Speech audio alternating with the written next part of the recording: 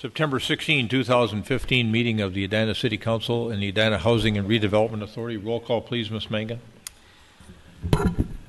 Member Brindle? Here. Member Staunton? Here. Member Stewart? Here. Mayor Hovland? Here. We've got a form of agenda in front of us this evening. Is there any change to the agenda? Manager Neal, anything you wanted to add or delete? Your Honor, only that I don't know when we want to have this discussion about the affordable housing policy on tonight's agenda, but maybe later on in that piece. But other than that, no. All right. Okay. Is there a motion to adopt the meeting agenda? So moved. Second. Got a motion and a second to adopt the meeting agenda. Discussion. All those in favor say aye. Aye. Aye. Opposed say nay. Carried. And next we have the consent agenda. There's eight items on the consent agenda this evening. Is there anyone on the council that wishes to remove an item from the consent agenda? All right, hearing nothing, is there a motion to adopt the consent agenda? So moved. Second. Got a motion and a second to adopt the consent agenda. Discussion. All those in favor say aye. Aye. Opposed say nay. Carried. And we are now at special recognitions and presentations, and we have two items on this portion of the agenda. The first item is Constitution Week proclamation, and that proclamation reads as follows. And I just note that we have Sarah Patzloff here tonight to accept it, Daughters of the Republic, and we'll have her come up momentarily. I'll read the proclamation for Constitution Week first and get it adopted by the Council. Whereas it is the privilege of all Americans to commemorate the 228th anniversary of the drafting of the Constitution of the United States of America with appropriate ceremonies and activities. And whereas it is fitting and proper to officially recognize this magnificent document and the anniversary of its creation, and whereas Public Law 915 guarantees the issuance of a proclamation by the President of the United States designating September 17th through the 23rd as Constitution Week. Therefore, I, James B. Hovland, by virtue of the authority vested in me as Mayor of the City of Edina, do hereby proclaim the week of September 17th through the 23rd as Constitution Week, and urge all citizens to study the Constitution, reflect on the privilege of being an American with all the rights and responsibilities that privilege involves, and reaffirm the ideals of the Constitution. Do I have the authority of the Council to sign this document? Is there a motion to adopt the proclamation? So moved. Second. Got a motion and a second to adopt the proclamation designating September 17th through the 23rd as Constitution Week in Edina. Any further discussion? All those in favor say aye. Aye. Aye. Opposed say nay. Carried. Ms. Patzloff, you want to come and accept the proclamation, and then I'm sure you have a few remarks to make here for us this evening. Thank you very much. Thank you. I sure can. Yeah, we'll do that. Let's do the photos, and then we'll have the comments.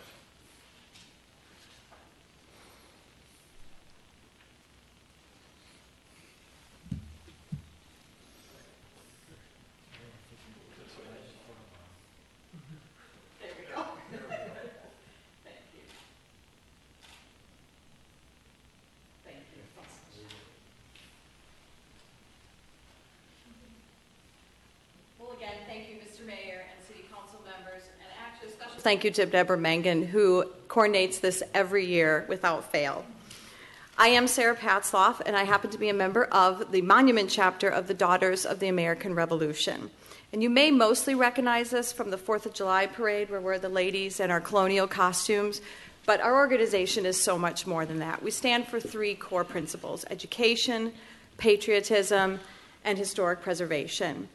And annually, we celebrate this year, September 17th through the 23rd, to recognize that the United States Constitution stands as a testament to the tenacity of the Americans throughout history to maintain their liberties, their freedoms, and ensure those unalienable rights of every American. And so it is with honor tonight that I accept this on behalf of our chapter, the Monument Chapter of the Daughters of the American Revolution. Thank you. All right. Thank you, Ms. Patzloff. Thanks for coming over this evening.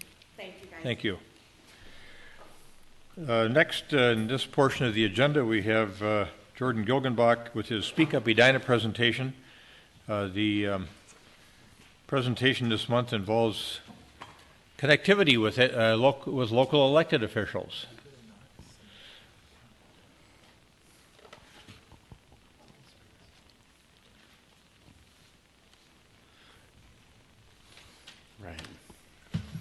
Thank you, Mayor Hovland and members of the City Council.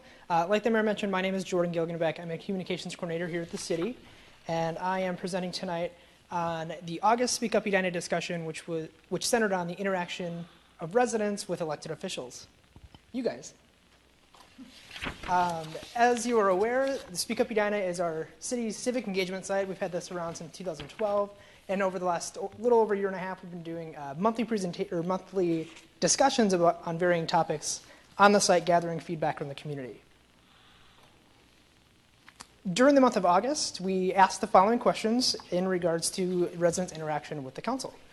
Do you contact your elected officials? If so, how often? How do you prefer to interact or express your opinions? And what opportunities would you like to see to be able to interact and express your opinions? The discussion was open for a little over a month. 41 comments were made, 808 total site visitors from a total of 1,084 visits, and had a little over 4,000 total page views. All but one of the commenters were from Edina. It looks like one was from somewhere around downtown Minneapolis. If you haven't already, I highly encourage you to go through and read the comments. There were a lot of very interesting ones in here that you guys should take into consideration when you're at your meetings and making decisions. Some to note. Sometimes people prefer to communicate with staff instead of hoping that their ideas are sent to you and forwarded to the appropriate staff. That gives them a little bit more sense of finalization, that it's actually getting to the right people. So a lot of people prefer email, but a lot of people still prefer to call you guys directly or to have one-on-one or in-person meetings. But they say it really depends on the issue. They say that at meetings there's little opportunity for residents to speak about current items. We discussed this one a couple months ago regarding communications and community comment at meetings. And they wonder if public meetings are really about getting feedback or if they're really about getting buy-in, that going with the opportunity for people to actually make comments and to correspond with you on those topics. They'd like to see more town hall forums and things like that, where there are currently few public meetings that are held out in the community, but most are in City Hall or other city facilities. Comments should be taken with integrity, weighted the same, and input should be used in your decision-making process was another comment. And that you as a council represent the majority and not the vocal minority on issues. A lot of those comments with that one and some other ones kind of center around the issue with the Grandview site. They also say that you should try and ask for feedback from your constituents instead of wait for them to reach out to you, and that they may often be from an inner circle whose voices are more predominant rather than the majority.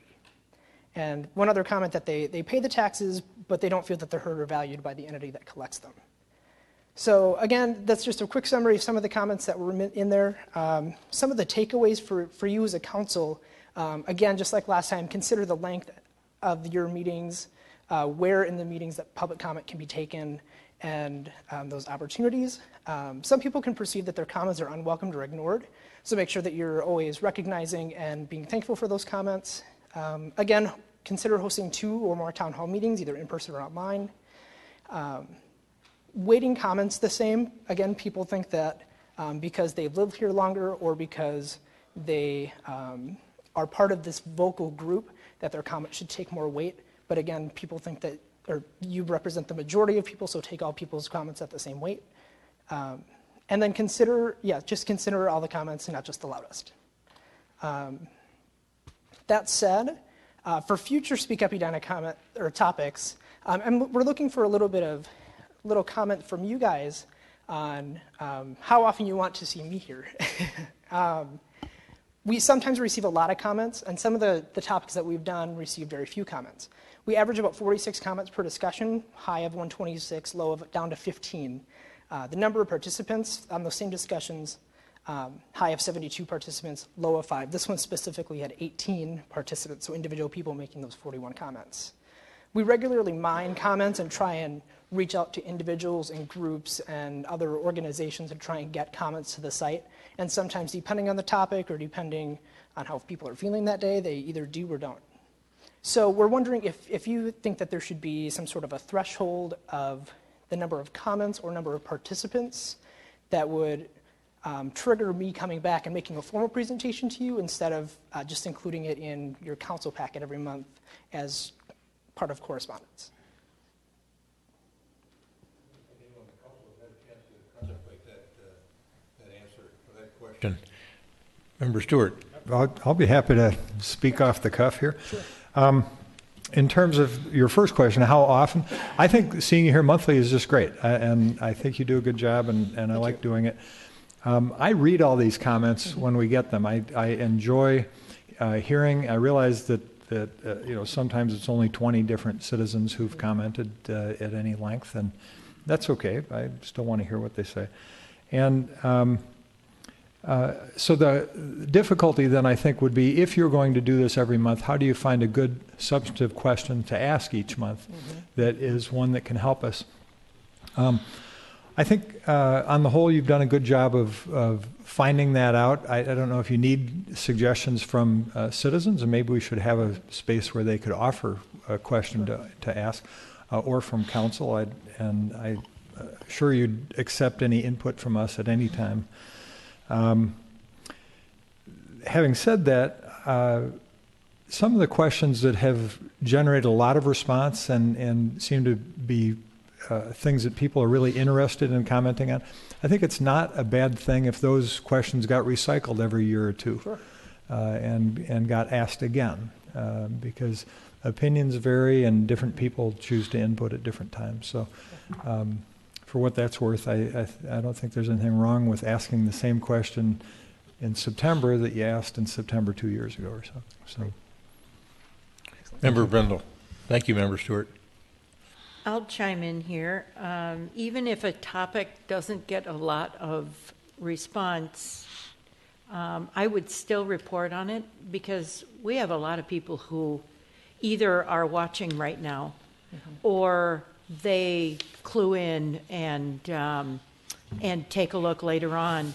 And it's always interesting. I would think it's, if it's a topic they're interested in, even if they didn't know that Speak Up Edina had that topic for the month, they might start thinking about it. Sure. And so I think that's valuable.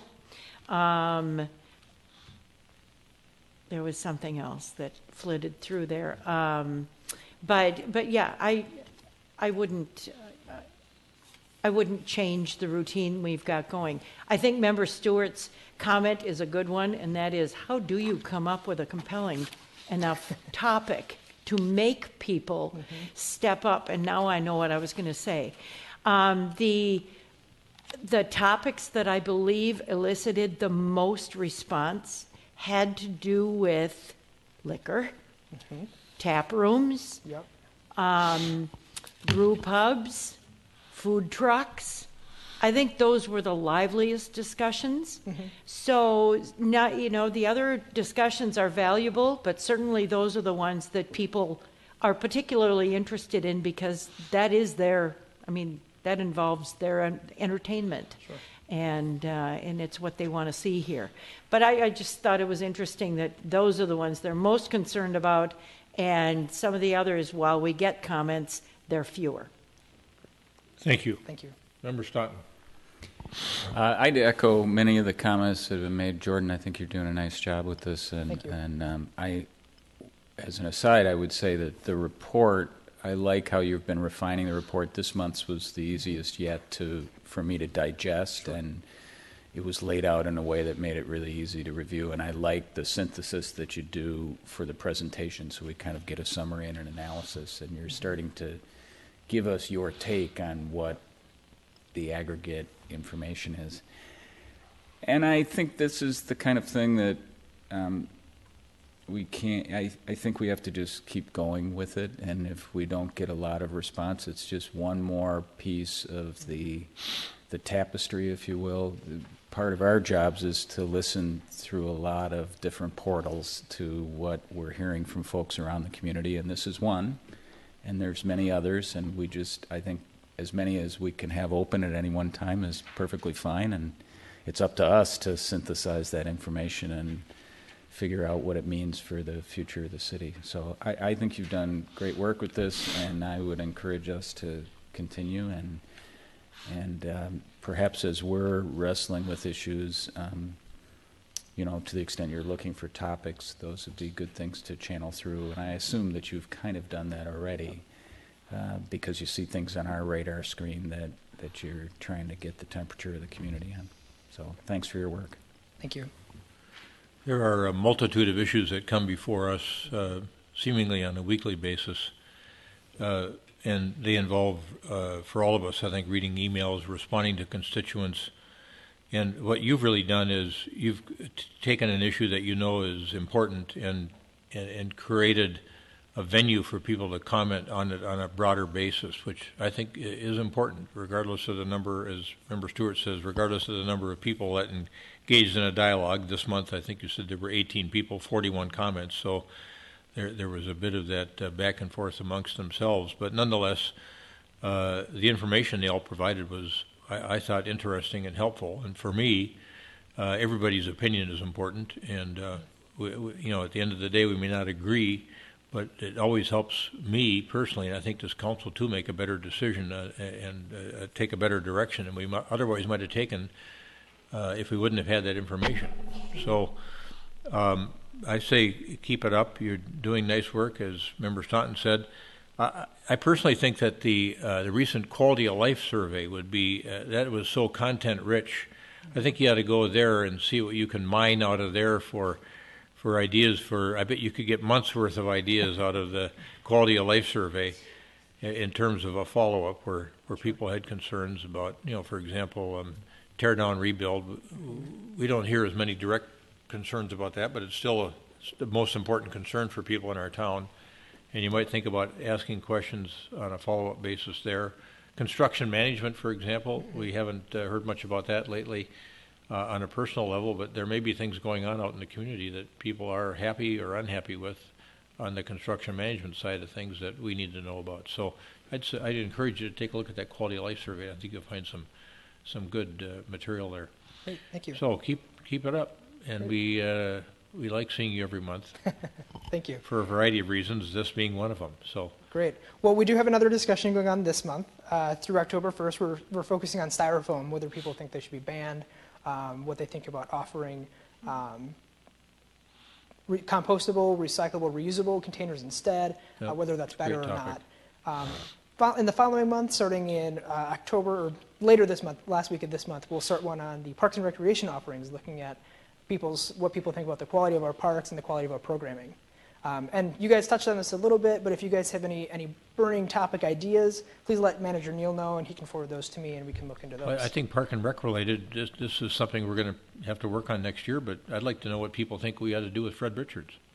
Great. Yeah, absolutely. I mean, we'll have our own ideas from a council standpoint and get some advice from the park board, but I'd like to know what people in the general community think about the future of Fred Richards. What should it be? Sure.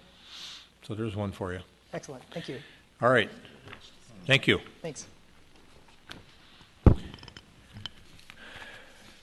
All right, we're moving on to the community comment portion of the agenda. Is there anyone in the audience who wishes to come forward and address the council with respect to a matter that wasn't otherwise on the agenda this evening?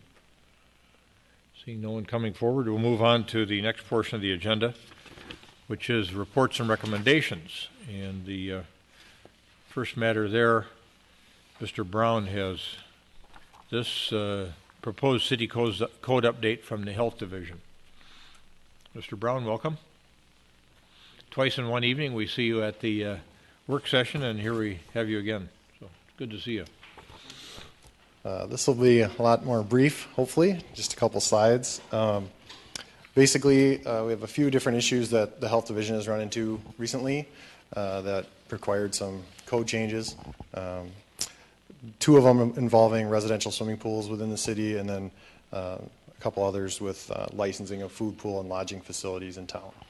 The first item, we had some concerns raised about saltwater chlorine generating pools, residential pools, and where the water is discharged in the fall when water levels are drawn down. We didn't have any existing references to it in city code, so Health Division staff with engineering staff and public works staff met to discuss how we should handle it, and this is the result of that.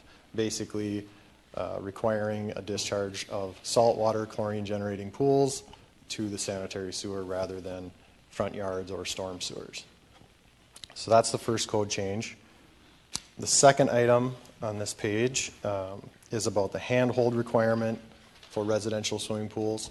The language that is currently in place is relatively rigid on height and style, whereas this change would allow us to evaluate each application individually. We had a situation where landscape architects submitted a design that we felt we could not approve, and it went to the Construction Board of Appeals for approval. So this change would allow us to evaluate it, I guess, as staff in one-off situations. The situation we're running into is mechanical pool covers, automatic pool covers. The mechanisms and the design just don't allow for what we require now, the handhold style. And so many of those submissions don't fit with the current code. So this would allow us to evaluate those singularly. And then the next change is relating to on our commercial side of our regulated facilities, the food pools and lodging licensing terminology. We're looking at a new licensing software working with Logis that we use for building inspections now to use for our licensing.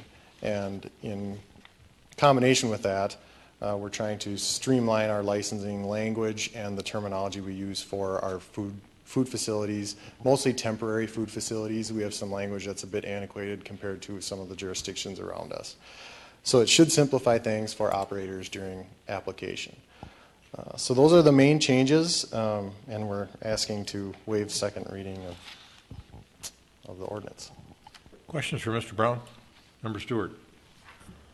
I just want to comment. All of these seem like very reasonable modifications. I just want to thank you for bringing them forward and helping us to keep our government efficient and effective. So thank you. Other questions or comments? Member Brindle? I did send an email today, but looking at the paragraph specifically about handholds, I think the wording can be improved to say exactly the same thing in a more direct manner. So currently, the sentence that I am most interested in reads, when bull-nosed coping is used, it shall be 2.5 inches thick or, let's see here, it shall be not over 2.5 inches thick for the outer 2 inches or an equivalent approved handhold.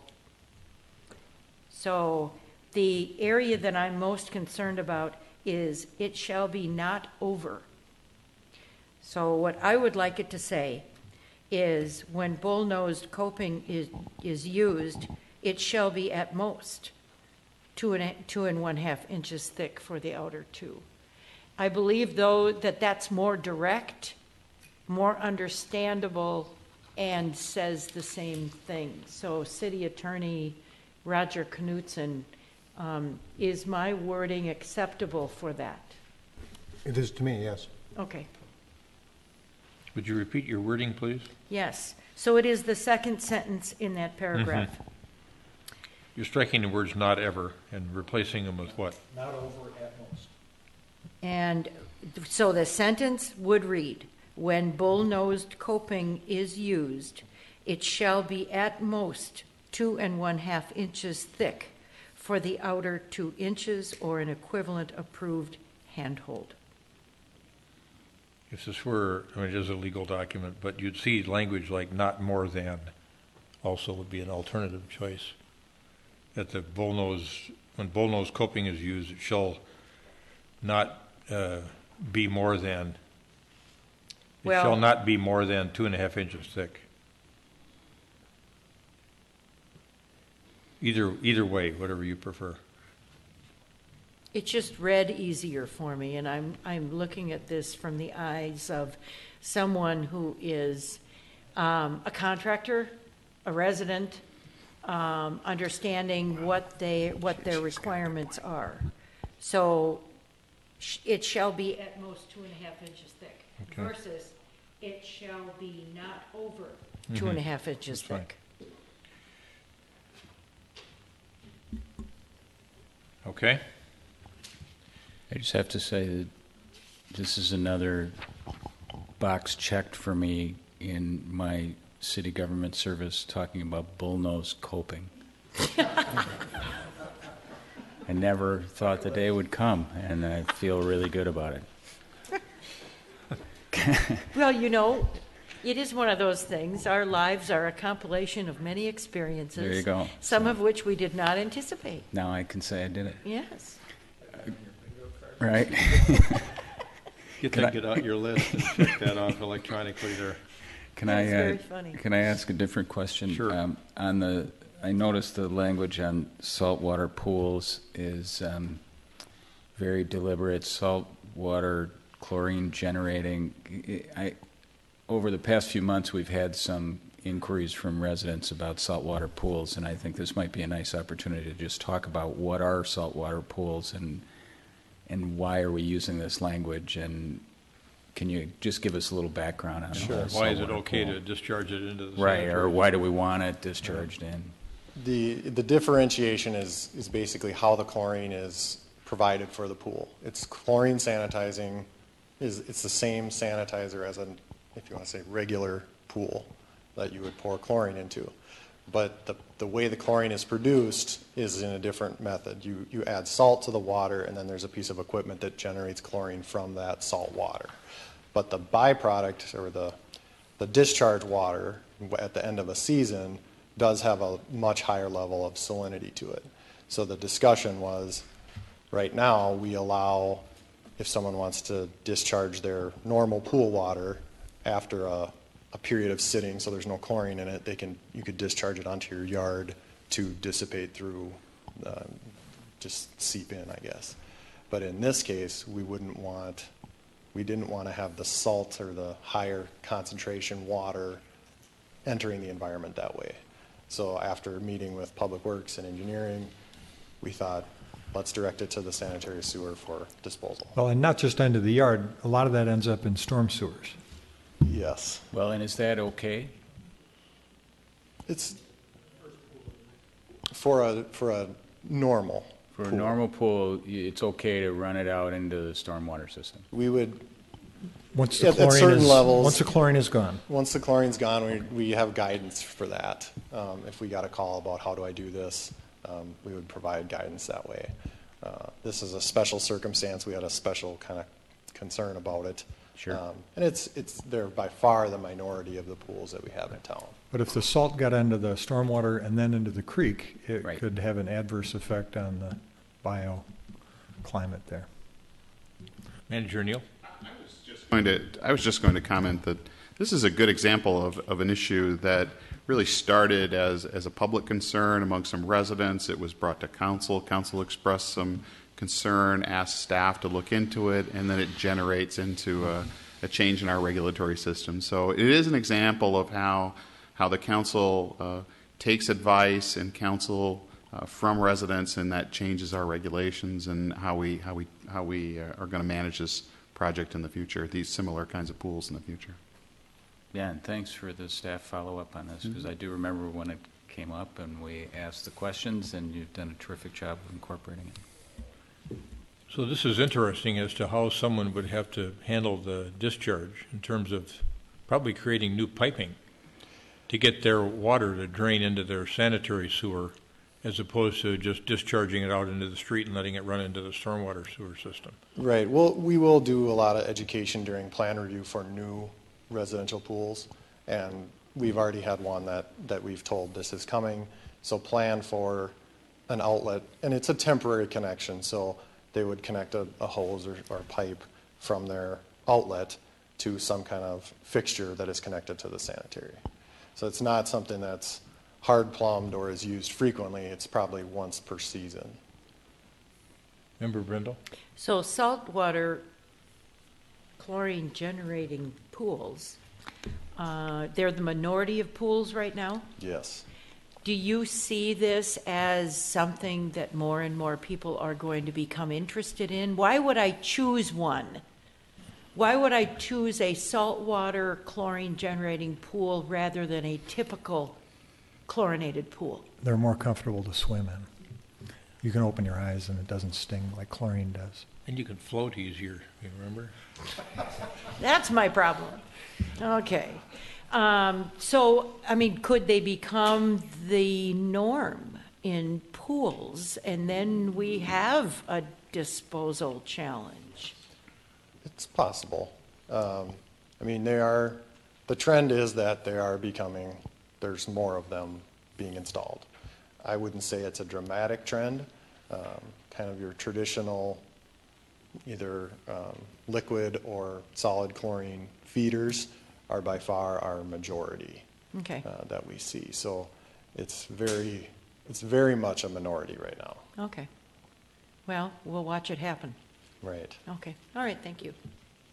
Another question for you under Section 3, 20-289, number 4, you took out supervised group home and you replaced it with special event food stand, all capitalized words denoting a definition.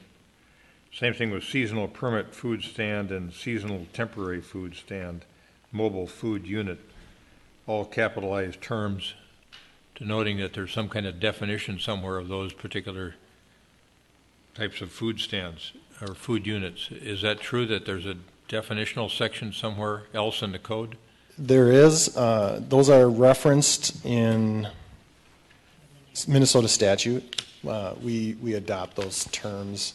It's on the next page. We've added to our adoption from Minnesota Statute 157. And that's really an attempt to, equate our licensing with other areas of the state.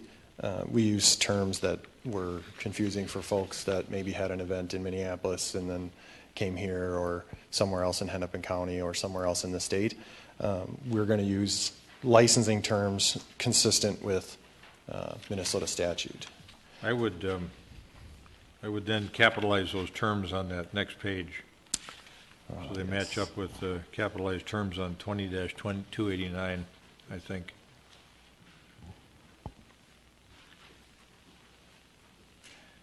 Did you want this read on a first reading basis or a second reading basis? We would like to do second. Okay. So we got Member Brindle's change. And then if we change the, if we capitalize those terms in that paragraph where you allude to them being defined in Minnesota Statutes Chapter 157, I think that'll do it. Then we could entertain a motion to approve this on a second reading basis and or waive second reading. I'll make that motion and waive second reading, but also incorporating those edits that we've discussed. Is there a second? Second. All right. Any further discussion? Need a roll call? Member Staunton. Aye. Member Stewart. Aye. Member Brindle. Aye. Mayor Hovland. Aye. All right. Thank you, Mr. Brown. Thank you. And next we have a proposed ordinance change on setting a schedule of fees. Director Ragaman, Finance Director Ragaman has this matter. Welcome. And members of council, tonight staff is proposing that City Council adopted an ordinance setting utility rates for the last part of 2015 and starting in 2016. Before we do that, we'd like to give a presentation about how we developed those rates and the work we did to understand where the finances of our utility fund are heading. So here tonight to help us with that is Jessica Cook from Ellers. Ellers is our financial advisor. They have done utility rate studies for the city in the past and have completed an update this year. Thank you, Director Ragaman. Welcome, Ms. Cook. Thank you. I'm going to have you give your full name and business address before you start your presentation, please. I'm Jessica Cook with Ellers at 3060 Center Point Drive in Roseville, Minnesota. All right, thank you. and thank you for having me here this evening. I've been working on the utility rate study for City of Edina since 2007, and as the situation on the ground has changed, we've updated our study to make sure that our rates are paying for the costs that they need to cover. So if I were to take the headlines out of the report that you received in your packet, they're bulleted on this slide. And essentially, the utility funds remain in good health. They've been in good health, and that contributes to the city's AAA bond rating because the rating agencies do look at the enterprise funds. We aren't this year proposing any change to the rate structure, and by that I mean how the water rates are tiered for the different usages. So we just have a minor recommendation for a change to water. What is happening this year is that there are additional capital improvement costs that are being contemplated, and that puts pressure on the sewer and the storm sewer rates. And we also are recommending increases to connection fees. So I had mentioned the capital improvement. There has been a discussion among city staff and between staff and council that has been shared with me that as part of street reconstruction projects, there's a desire to address the pipes for the sewer and water and the stormwater improvements at the same time because the street's already torn up and the pipes are quite old. So that makes an eminent amount of sense. There is a cost that comes with that we didn't include in our prior rate study, which was one of the reasons for the update this year. So for water, actually, the capital costs went down 13%, but for sanitary sewer, they increased 80%, and this is on a per-year basis, and on storm sewer, up 33%. So as I said, that's putting some pressure on those utilities. What we have going on in the water fund, or in the water system, is a plan for a water treatment plant in 2017-18. It would take those 2 years to construct. And so that's the big improvement we're seeing in water. So with water, in the past, the last time we updated the study, we had anticipated a need for 5.25% annual increases. That has moderated as we looked at it this year, and so we are recommending an annual rate increase of 4.75%. That would apply to the fixed quarterly charge as well as all the tiers. And then for Morningside, that's a pass-through of the City of Minneapolis rate plus an overhead charge for the services that the City of Edina provides. And so that Edina portion would go up at the same rate. The Minneapolis portion would be a pass-through. Excuse me. One of the things that we modeled into this year's rate study that we haven't been intentional about doing in the past is some growth. So we've been looking at the multifamily growth that's been happening in the community and assuming that each year over the next 3 years there would be 240 new units of multifamily housing. This is important for two reasons. One is when it's new housing, so not the tear downs and replacement units, but the actual addition of units, there are connection fees involved with that. Those also represent new users of the system, and so they generate additional revenue. So when we took that anticipated growth into account, we expect connection fees could raise up to $2.2 million over 10 years, and that, of course, depends on setting fees at a level I'll talk about in a minute. Within 5 years, those users will be generating $100,000 per year in annual revenue that will help with the water treatment system. And it's also it's part of what's helping us moderate water rate increases. In the sanitary sewer, this graph paints a little bit different picture. The three colors are the three big cost components of the sewer system. The blue are the fees that we get from the Metropolitan Council for their disposal because we're part of the regional system. We ship our discharge to the Met Council, and they actually own and operate the treatment plants. They pass along their costs to their member communities. And on average, those costs have gone up 5% per year. So that's what we're projecting going into the future. The city's operating costs going up at a much lower percent, 3% is what we're projecting. for that. So that's the biggest cost driver in the sewer system. In addition, there are those additional capital costs that I discussed before. So when we factor both of those in, we're recommending a 4.5% rate increase annually into the foreseeable future. As I mentioned, this is higher than our last study, and it's for the two reasons I mentioned, the MCES costs and the capital. I think at the work session when this was discussed, the question came up, how much of the rate increase is due to Met Council and how much due to capital? It's about 2/3 of that increase is due to the Met Council, about 1/3 is due to city expenses. With those recommended rate increases, we're expecting yes? I have a question. Would you go back for me, please?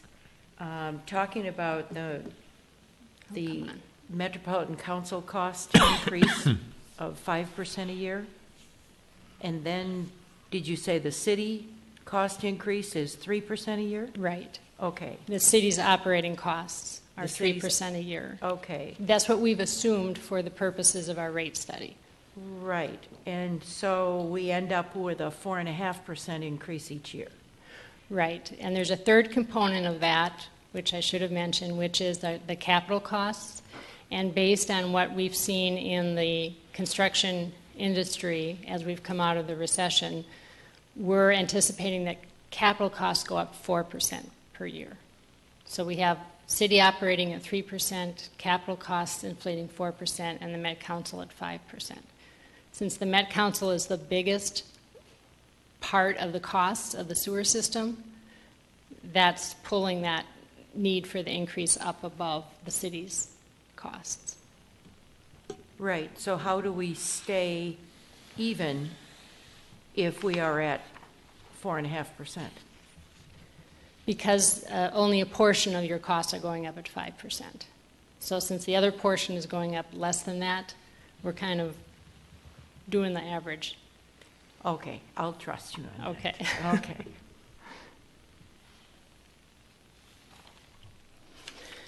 There's one other twist on the rate study this year, and that is something we've talked about for a couple of years. There has been a desire, right now the city measures its utilities in a unit which is 100 cubic feet.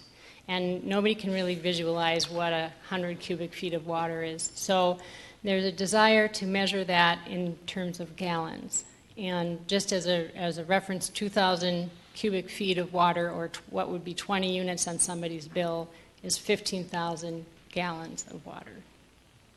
So the rates that are in the ordinance and in the report are given to you in both cubic feet units and gallon units. The conversion from cubic feet to gallons has been structured to not have any impact on a person's bill. And so this slide demonstrates the bill of a sample customer, and you can see under the cubic feet they would pay $146.89, and under the gallon measure they'd pay $146.91. So it's a matter of pennies.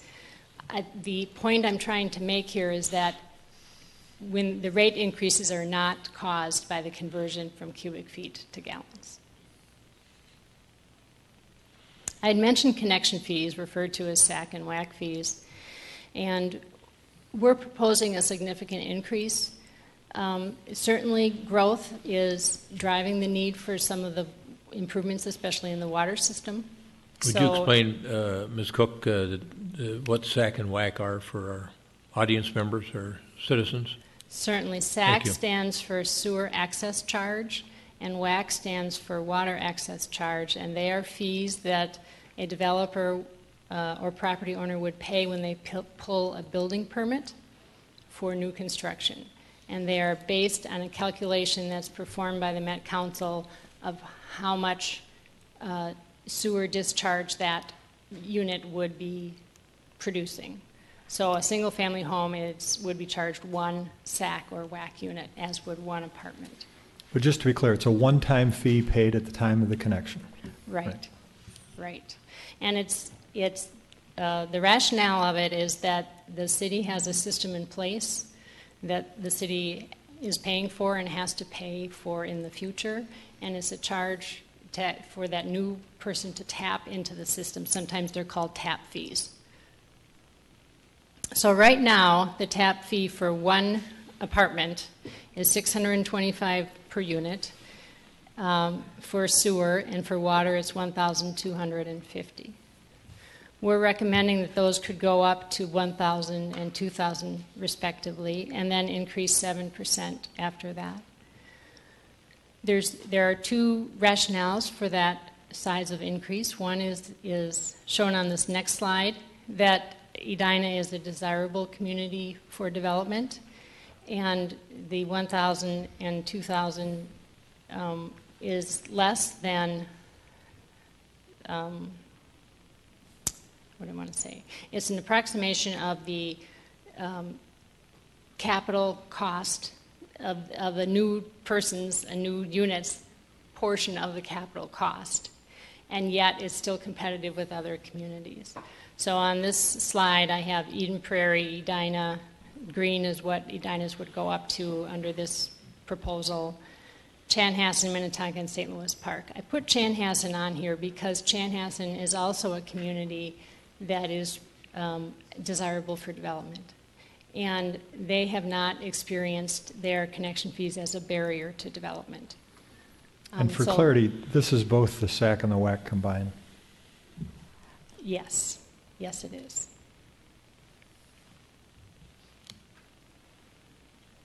So if there aren't any questions about that, I'll move on to storm sewer. We have a situation in storm sewer that's similar to regular sewer, and that is that we have capital costs that are increasing over time. A lot of these are in response to regulatory issues.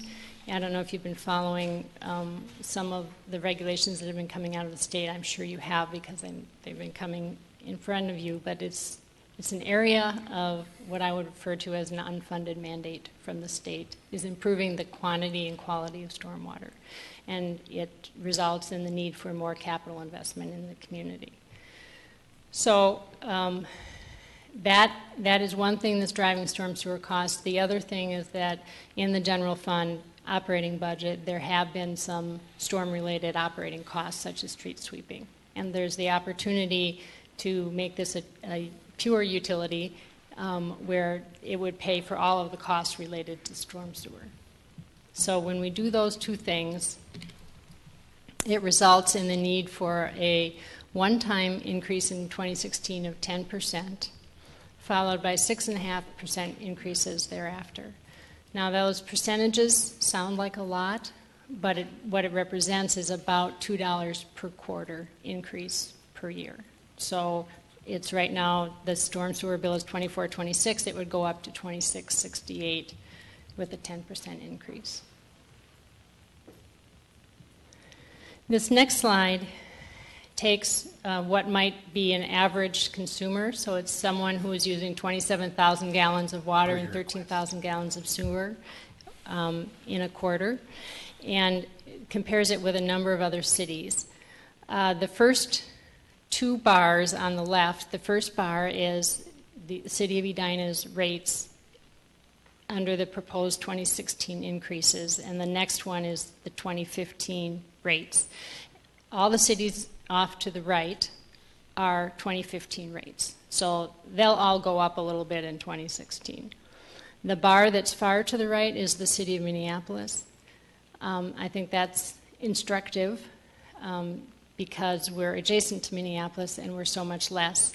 I should note that they deliver softened water, so it is a little bit different product. So just to summarize, we're looking at water rate increases of 4.75%, sewer rate increases of 4.5%, converting water and sewer bills from cubic feet to gallons, a 2016 stormwater increase of 10%, and increases in SAC and WAC fees that I think there's a desire to have those increases go into effect in October of this year rather than waiting until 2016. Questions for Ms. Cook? Comments? This is something that we covered extensively in a work session, and we're seeing it now again for the second time. And it's also good for our residents, of course, to hear her presentation and understand why we want to keep our infrastructure system in good condition and make sure that we're able to provide the type of service that we're used to providing in Edina for our residents. So, Member Brindle. I did have a conversation with Eric Roggeman today. Thank you. Had a couple of questions, and he helped me through that, and I appreciate your answers as well this evening. I think it's important to note that with all of everything that's going on in our city, and there's a lot going on in our city, it's important to remember that water is a core service of what we offer. I mean, everything else it just adds to why people want to be here for working and shopping and living and studying. But it is really important that our water system be one that serves everyone, provides good quality water and efficient disposal of whatever needs to be disposed of. So I appreciate all the hard work in this and the continual good advice of Ellers, keeping us apprised of how we need to stay on top of a good system. I think, too, one thing that Eric mentioned in our conversation today was how well managed our system is and how important that is to our rating, double AAA rating. So that is, we should keep that in mind as well. So just a couple comments. Member Staunton. Just a couple of questions that I think maybe are obvious to some of us, but I want to make sure folks watching are familiar with this.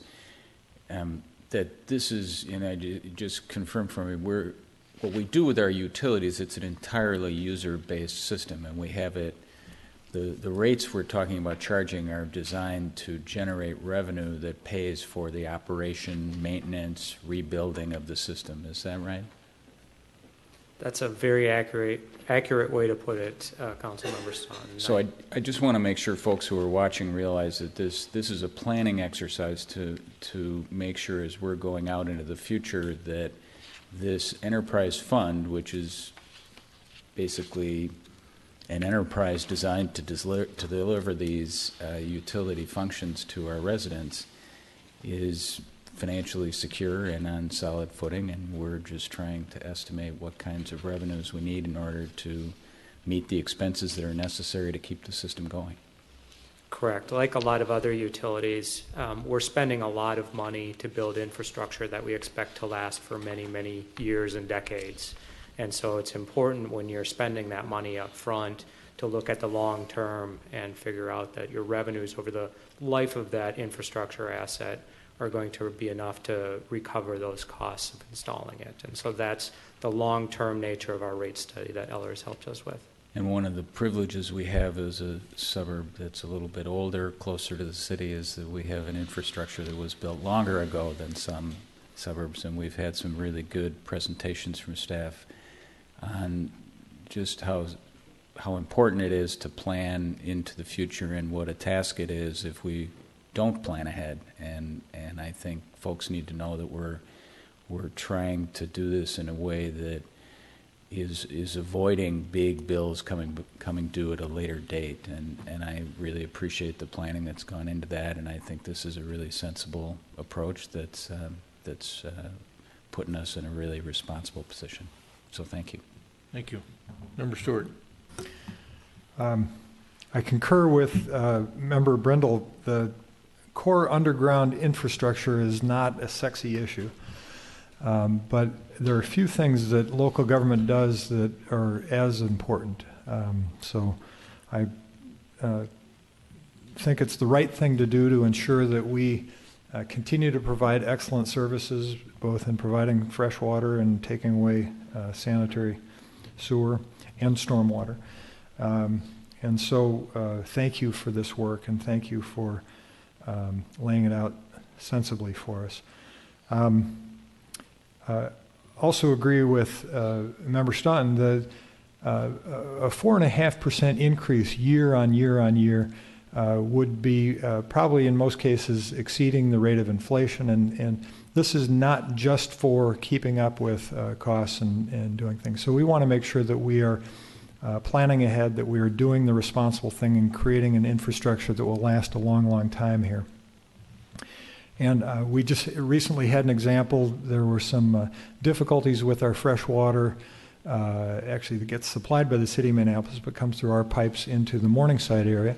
And we had a very urgent reaction to, and it still took some days, so the residents in Morningside who had to live with it had to be patient for a little bit, but Director Milner and his staff, I think, did a fantastic job of reacting to an urgent situation to ensure people got fresh water, and did a great job of making that happen. So thank you, Director Milner, and everybody else who's been part of that effort to make that happen. So yeah, this is important, and I think it's the right thing to do. So thank you for this work. I concur in the importance of it. I think the years I've been on the council, we've been consistently reinvesting in our utility systems through both street and utility reconstruction projects and stormwater improvements. And I know from past rating experiences with the bond rating agencies that they look not only at the financial health of your utility rate system, which, as Member Staunton points out, is an enterprise, but they also look at the condition of your infrastructure. And I think they take a careful look at, in particular, what things look like underneath your streets. Are you making the reinvestments that are necessary in an aging community to make sure that that system is up to snuff and modern and can handle all of the products it needs to handle, whether it's fresh water, storm water, or sewage? So we've been on this deliberate path over the years to make sure that we do all these things, and I think it's one of the key factors in making sure that, or assuring that we've had this double AAA bond rating from the rating agencies over the years, and maintaining the financial health of that utility system by the people that use it, and also replacing that infrastructure is critical. And your analysis through Ellers has been critical over the years for us in making sure that we're staying ahead of the curve and making sure that our utility system our utility fund is viable and healthy. So I thank you for that. And I think it's just something that we need to do tonight based on the advice that we're getting from our outside professionals and from our internal finance director. So thank you for this good information for us. Is there a motion with respect to this particular ordinance? Before that motion, Mr. Mayor, can I just say one Sure. thing about the proposed ordinance in front of you? There's a typo in it, and so I want to point that out at this point. So on page 4 of the report that was in your packet, it's the second page of the ordinance itself. Under water service, it says in the per 1,000 gallons area, the highlighted in bold, it says $2.69 for 26,000 to 49,000 gallons. That was actually meant to be $2.70. We want to make our residential rates that's referencing the same as our commercial rates for that tier. And that's my typo. It should have been $2.70. And the one right below it should have been $4.22, not $4.21 that's shown there. So Okay. a couple of late-minute adjustments. I apologize for that. Thank you for that attention to detail. That's the ordinance that should have been in front of you tonight. All And right. we do recommend waiving second reading so that we can get some of these changes made. With those by two October. changes, is there a motion to adopt the ordinance as modified along with a motion to waive the second reading? So moved. Got a motion and a second on that. Any further discussion? Roll call, please. Member Stewart. Aye. Member Brindle. Aye. Member Staunton. Aye. Mayor Hovland. Aye. Thank you. Thank you, Ms. Cook.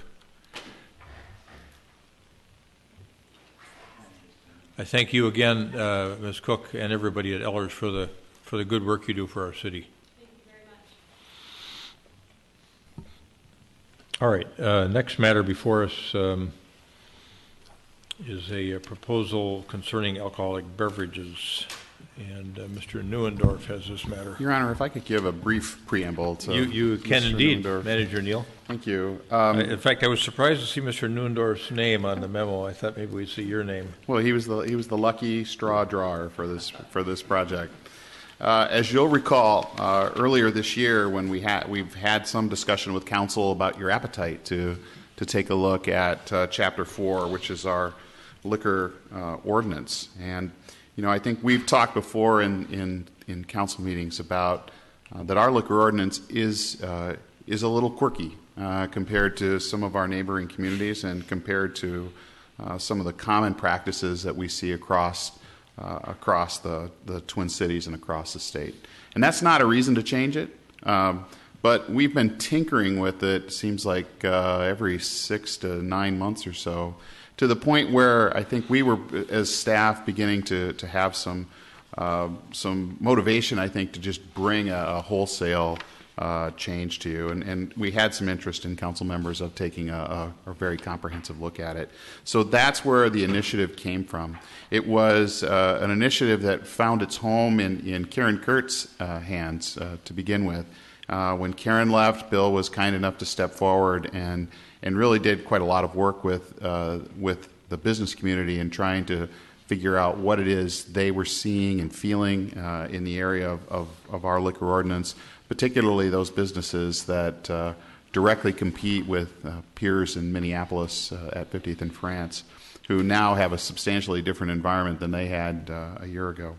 So with that, I was asked by Councilmember Stewart during the week, how would I characterize this set of changes? Because we're not really clear about that in the written. Is it a little? Is it just a change here and there? I would tell you we would characterize this as substantial change. And so when we're proposing substantial change to you, we want to make sure that we explain it completely so that you have a good sense of it. We also want to get your feedback on it. We've got the feedback from a lot of other people tonight. This is a chance for you to give your feedback on this substantially different ordinance. And so we're looking forward to that tonight. And with that, I'll tee it up for Mr. And if I may, yes. What we do tonight will only be the first reading. Correct. So there will be some additional time Right. for input if people feel that's necessary. Exactly. And one of the only other thing I'll add is that when we do ordinance rewrites, it's pretty common for us to provide you a red line version where you can compare what we had to what we're proposing. Because there was such structural change with this ordinance compared to what we had, a red line wasn't that going to be that helpful and wasn't going to be able to provide a lot of clarity to you. So we tried to provide sort of the bulleted list version of the major changes, and with that, I'll ask Mr. Neuendorf if he can kind of walk you through it. Thank you, Yep. Manager Neal. Great, thanks. Mr. Neuendorf, welcome. Thank you. I'm Bill Neuendorf, the city's economic development manager, and I've picked up this project and tried to get it wrapped up this year, but could not have done it without the input of our management fellow, Deb Massapust, our city attorney, Roger Knudsen, who brings fantastic context about what is state-of-the-art in liquor regulation throughout the state of Minnesota, as well as a great deal of urging and guidance from our business community, our colleagues at the Chamber of Commerce, the 50th and France Association, and a lot of our restaurateurs. So Mr. Neal was spot on. This is a major rewrite. Some of the core fundamentals don't change, however, and it might be good to touch on those. Edina will remain a municipal liquor community. That does not change. And based on input from our residents through a Speak Up Edina conversation earlier this year, the strong preference will still be leaning towards restaurants that serve alcoholic beverages as opposed to bars and nightclubs that serve alcohol only with no food. So that those two fundamentals do not change. We also met extensively with key members of our staff, the police department, our city clerk's office, planning department, public health folks, and we reached the consensus that a lot of what we do today works pretty well. The general application process, the background check process, making sure that when we consider liquor applications, we feel good that they've been strongly vetted and that they're going to be a positive addition to the community. On the flip side, the enforcement provisions, the violation provisions, while we don't have to enforce them or apply the violations that frequently, they work pretty well. Restaurateurs have learned that there's consequences for not paying attention, and those penalties also remain in effect. But it's those things in the middle, the regulations that impact a business on a day-to-day basis that are proposed to change. So those changes are following three primary goals. Number one, to streamline the language. We found in the current ordinance, there's a number of definitions. For example, wine is defined in the Edina Code. Distilled liquor is defined. Alcoholic beverage is defined. The current city definitions are sometimes at odds with the state of Minnesota definition for distilled beverages, for wine, etc. So a lot of that overlap and confusion we just hope to eliminate. The state law is pretty effective, and wine is wine and beer is beer. So we wanted to streamline it. We also wanted to be responsive to the requests of the community to allow things like tap rooms, brew pubs, in the appropriate places. So in the next month, our Planning Commission will consider proposals about where such facilities could be allowed in the city and what type of regulations and oversight would be appropriate if they are established. And then finally, I mentioned a lot of the day-to-day operations. We wanted to make sure that any ordinance in Edina can regulate businesses as appropriate, but still give businesses the freedom to prosper, to do what they do and to do it as well as they can. So a lot of the provisions that were in the Edina Code we have stricken. For example, and I won't go through this line by line, but there were a number of examples. Happy hour, for example. The current code regulates what type of specials a business can have, what kind of specials a business cannot have. The current code regulates the size of containers that alcoholic beverages can be delivered in or sold. They also regulate, one of the other examples was the seating arrangement in a restaurant was regulated by the city code. And the more we thought about this as staff, the more we talked to our business community, we came to the place where we stand tonight in our recommendation that business can know best how to run a successful restaurant. If a customer is overserved, the same penalties exist. The training requirements exist. The background checks exist. So we really question the need for the city to be integrally involved in how that business runs their business. So tonight, this is presented just for the first reading. There's a summary in your packet, a 3-page summary that we've prepared over the last couple months. We've shared that with our business community, and then the full rewrite of the document. So I'll leave the summary at that. I'm happy to answer any questions with the assistance of our city attorney, who has read through this far more often than I have. All right, thanks, Mr. Neundorf. Member Brindle, did you have a question? Sure, I can start. Okay, so I'll start with the thought that an establishment that serves liquor is primarily a restaurant. And so when we look at the brew pub, the tap room, and something that I didn't anticipate seeing, the cocktail room, the brew pub by its very name implies food. Because it's, I think, in looking at what other brew pubs are in the Twin Cities was what I did, they serve food. Mm-hmm. Now a tap room doesn't serve food, and the state statute doesn't even talk about restaurant with reference to a tap room. Though the description here is, but they'll have a food truck on site periodically. And then the cocktail room, the state statute says does not disallow foods but doesn't require it. So if our city is going to say that liquor is served in establishments that are primarily restaurants. In other words, we're not going to have a bar without food. How does a tap room fit into that? Great question, and Carrie, feel free to respond if where I leave off.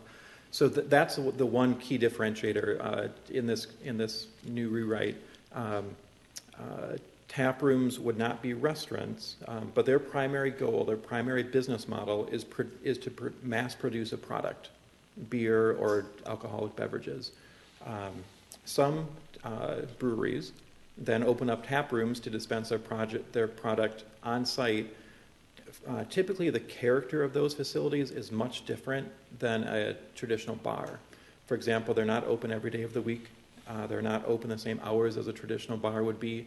And they're most frequently located in industrial areas because, again, their primary business is to produce mass quantities of the product. So that is one new model that was not anticipated in our old code.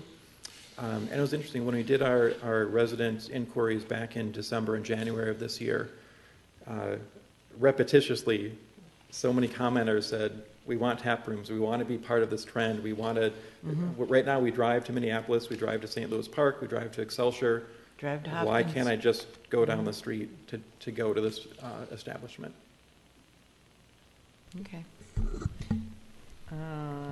I might pipe up again, but go ahead. Member Stewart. Thank you. I have a couple of questions, and let me just take them one at a time.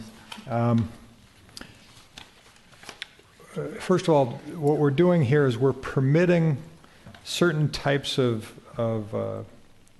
establishments to serve alcohol, and then there are different categories here in the proposed statute. One would be a restaurant, of course. Others, the tap room, the brew pub, the cocktail room. So within the requirements of each of those establishments, they can serve alcohol. We don't have a specific prohibition on bars. I think that there's just no mention of it. So by omission, I suppose bars are not permitted. Should we have a prohibition? So part of my concern is this. On a tap room, I don't want people to use the tap room definition as a loophole to create a bar where they're actually not mass producing, but they're only producing to serve there, and they can do it without serving food. And I don't want it to become a loophole for creating a bar in Edina. So that's one of my concerns, and perhaps we should have some food service requirements at the tap room or cocktail room that's not yet part of this language. I don't know the answer to that, but I'm curious about it. You want to respond to that, or Roger? I would love to. In fact, I think Roger can best respond to the first question about should we actively prohibit bars. And Carrie, I think you've done a lot of research about what the tap room looks like and operates like. So I'd defer to Roger and Carrie. Just to comment, if you chose to, you could require restaurants with those items. Your current ordinance does not require it. The ordinance lists the licenses that the city will issue. You will not issue a bar license. You will not issue an off-sale license for intoxicating liquor because you're a municipal liquor. You could say that, but by listing what the types of licenses that you issue are, that's the limited list. There are no others. And what are the chances then that a tap room could become a loophole for effectively creating a bar with a tap room license? Well, they wouldn't have intoxicating liquor there. A cocktail room would. Right. Or a cocktail room. That is also. That's regular liquor. Okay. Let me move to my second line of questions. I want to make sure I understand how country clubs fit into this picture. So Edina Country Club and Interlochen serve alcohol. I'm assuming if the VFW wanted to open a site in the Edina city limits, that would be a club that would also be able to serve alcohol. How exactly does that fit into the scheme of things here? There's a provision in the new code, again, under the types of license that we would consider. It's item B, special club licenses. I believe that's where it would fit in. There's a great deal of regulation in the Minnesota statute, and we felt that it wasn't necessary to repeat that language since it's covered there. And I was assuming that was the case, but I hadn't seen it, so I wanted to be sure to ask. If it's helpful, we're happy to get a copy of the state liquor code. Right. And those establishments are allowed to serve on Sundays, are they not? Because they're Defer to clubs? Roger on that one. Yes. Okay. And then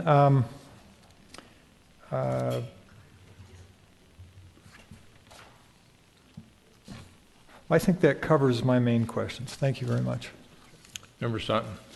So, a few things that I think are important to understand about this, and Roger, correct me if I'm off base on this, but with generally the state law only permits on-sale liquor licenses with restaurants, and then there's some exceptions.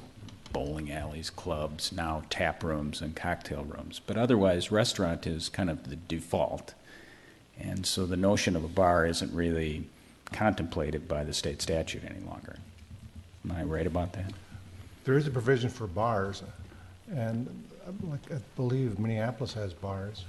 That don't have to serve food, that don't have to be a restaurant? Yeah. Okay. Most cities don't allow that. Right. And do they not allow it by prohibition, or is that just by not enumerating it as one of the permitted licenses? You could do it either way. Okay. But the way it's listed here is we're just enumerating the licenses we'll issue. We will not issue a bar license. Okay. And then the tap room concept, one of the requirements of that is they have to serve only the product that they actually make at the site. Correct? Correct. And same with the cocktail room. So this is a micro distiller who's making their own spirits, and they're limited to serving only that alcohol at the site. So they don't have to serve food with it, but they also can't just offer any range of alcoholic beverages. It's limited to that. Am I right about that? That's correct. Okay. I had a couple other questions just in terms of the restaurant definition. Is in the memo we talked a little bit about the table configuration, and I think in the existing code we have some percentage of the seats which can't be at a bar. I'm not sure we've defined what a bar is, but has that been eliminated in the new version? Yes. It has, yes. So we leave it up to the establishment to decide the configuration of the seating in the place. It's just that they have to have at least 30 seats, I think is what I read. That's exactly correct. And staff had several conversations about that, and ultimately we came to the recommendation that let the restaurateur decide whether his patrons should sit at round tables or square tables or high tops or low tops or bar. That's a decision best left to the business. Another issue that I'm curious about how we're handling is this notion of the licensed premises. So at any particular establishment, we want to know the scope of where the liquor consumption can take place. And that's not so hard when it's inside a building, but when we do patios, I'd be interested in hearing just a little more about what we've done. I noticed that we don't always have our space in the outdoor space precisely contiguous, because you might, for instance, if it's out on a sidewalk, we might allow the sidewalk path to be next to the building as opposed to next to the street, and so the wait staff has to cross that sidewalk path to go into the patio area. Is it going to stay the same way under the new ordinance? Yes, and the argument goes anyway that generally speaking, all we have is an easement, and the underlying fee owner of the property is the abutting property owner. So by that analysis, So that our sidewalk right-of-way easement is just passing through their contiguous premises? Yes. Okay. And then obviously, when you issue a license, you have to define in the license what is the Right. compact and contiguous space. And then for the outdoor, I notice we have some requirements in terms of fencing, some way to define the outside boundary so we don't have people wandering all over the street. But we know where the licensed premises is and where it's not. Correct. Okay. And with those patio provisions, we really try to make it as clear as possible because there's been a lot of, there's been a great lack of clarity over the years about Right. what is the appropriate border. Is it a picket fence? Is it a concrete barrier? Is it a couple flower pots on the sidewalk? So in the new ordinance, we wanted to be very precise while still giving businesses the freedom to decide that they want a red fence or a white fence or a cloth fence. But we do call for a specific physical barrier around it. Yeah, and there's some good public safety reasons for that, especially as you're close. You know, I think of 50th in France and the big Jersey barriers that are out there in the edge of the street in front of one of the establishments. And, you know, you don't, when you're that close to vehicles going by, you want to make sure that the patrons are safe. And then we have the other primary change here is we're doing away with our requirement of a percentage of food being sold with liquor, correct? That's also correct, and that was heavily discussed when we reached out to our residents and our business community as earlier in the year.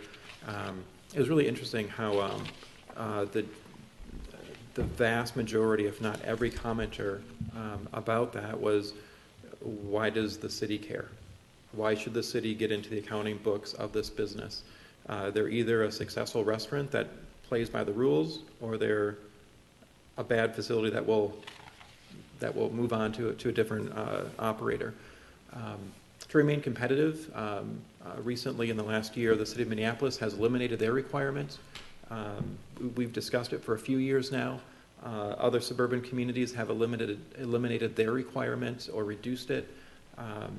Rather than continue to adjust it every year, we thought if we're going to make a change, let's be competitive, let's make a change that makes sense. So the recommendation is to eliminate that provision altogether. Yeah, and having talked with some of the businesses, the licensed liquor establishments in the 50th and France area, you know, they're certainly feeling the fact that the competing establishments right across the street aren't bound by that limit, and so I think it's a really smart thing for us to let go of. It actually has had the ironic consequence of discouraging those restaurants from getting more upper scale liquors, because if it costs more, then that's gonna throw them out of balance. And so, you know, here we are with the balance, trying to make sure we don't have a bar kind of rowdy type atmosphere, yet our incentive system is driving a lower priced liquor, which it's seems the finest $3 check you can there get. you go. And then in terms of fees, how do we go about setting our fees for licenses? This ordinance takes the position that the fees would be, they'd still be housed in our normal fee schedule, which we update annually. And Clerk Mangan, is that going to be updated this month, next month? I know it's in the near future. Thank you, Mayor and Council. Mr. Neuendorf. Typically, we have, as required by state law, we have to give 30 days notice to all of our licensees of any proposed increase in fees. And we have typically, over the last several years, proposed a modest increase between 1.5% to 3% per year, so that we don't hit them with a big bump annually that covers our increased costs of administering the license program. So that will come to you at your first meeting in December for consideration. And as I understand it, the big picture there is we're just trying to reflect the cost of regulating the It can't be a profit center. correct. Much like our other regulatory Right. fees, we're just trying to figure out what's the right amount. And then finally, and I don't know, Bill, if this is a question for you or for Roger, but in terms of our ability to regulate misbehavior by the licensee, whether that be over-serving or other violations, is that affected by anything we are doing here? Are we still able to take action against a license if there's violations of our code provisions? All of the enforcement policies of the police department, as well as the violations and penalties, remain the same. So we're not giving up any oversight. We are retaining the freedom and flexibility to enforce or to look for rules, to investigate rule breakers, and then follow up with penalties as appropriate. Okay. And then you did talk about the Planning Commission taking a look at this. Do we currently have regulations that limit the locations of on-sale liquor license establishments? We do. That's another unique element of the current Edina Code, is that it does identify some zoning districts where you can have liquor licenses, others where you cannot, and then several exceptions. As we went through this ordinance, staff recommended that zoning provision should be in the zoning code. The zoning code very effectively regulates restaurants and those types of facilities, and that liquor regulation should be in the liquor chapter. So we essentially took that provision away from this proposal. Okay. Well, I'm supportive of the changes. I think you did a nice job pulling all this together, and I think I think we've got adequate protections for folks who aren't complying with our liquor code, and we have adequate protections in terms of the locations that we're going to have licensed liquor establishments. But on the other end of the spectrum, I think we're being fair to our businesses to allow them to compete in an environment that is, that they've got folks across the street who are doing the same thing, and our residents who may want to patronize licensed liquor establishments here in Edina rather than going elsewhere. So I'm supportive of the changes. Thank you. My comments. Can I? Oh, Member Brindle, go ahead. Sorry. I just have a couple. Forgot. That I knew I had, but I wasn't seeing them right away. Under efficient and effective regulatory practices, one of your 3 goal areas, add language allowing for city enterprise facilities to apply for temporary licenses for special events, but I don't see anything in the new ordinance that includes city enterprise facilities. Did you mean for that to be in the temporary on-sale intoxicating license? Or did I miss it? That is an excellent question. In the regulations, we made references to golf courses, but I don't recollect a specific reference to park facilities. And maybe our city attorney can point us in the right direction. If you'll notice, the ordinance does not mention municipal liquor at all, because we don't license ourselves. We don't have a license. We operate based on a statute that authorizes us to operate. We don't put anything in here regulating ourselves. Our own regulations are based on our policies and complying with some rules of the commissioner's office. So nothing is needed in here. That's why it's not there. If I can put that in context, perhaps, our Park and Rec department was investigating or considering providing food and beverage at some events. For example, at Hughes Pavilion in Centennial Lakes, if that's rented out, the city does not provide any alcoholic beverages, but if someone wants to bring in a caterer to provide dinner and drinks, they're certainly welcome to do that. That caterer has the license. But the Park and Rec group has also discussed, well, what if there's a special event that they're running, and it's I don't have a great example. That's not my realm. But if it's adult movie, no, that's the wrong phrase. Well, if it's movies in the park for adults. Take the volunteer recognition reception every year. Sure, take that one. That's a great example. And at that event, if the city provides lunch or dinner, and if there's alcoholic beverages there, maybe they're provided by a caterer. That's one option, or maybe they're just provided by the city. I think there's a business decision that has to be made here as far as what the city policy is for that group. But our Park and Rec group wanted the flexibility and freedom to explore that as a possible revenue enhancer in the upcoming years. So in the ordinance, we decided to keep it clean rather than add a whole bunch of language that may or may not be used. But I think whether or not we would actually provide or allow the sale of alcoholic beverages in enterprise facilities, I think that's more of a policy decision than an ordinance question. Okay. On the bottom of page 2 of the ordinance itself, it is the last paragraph, paragraph K.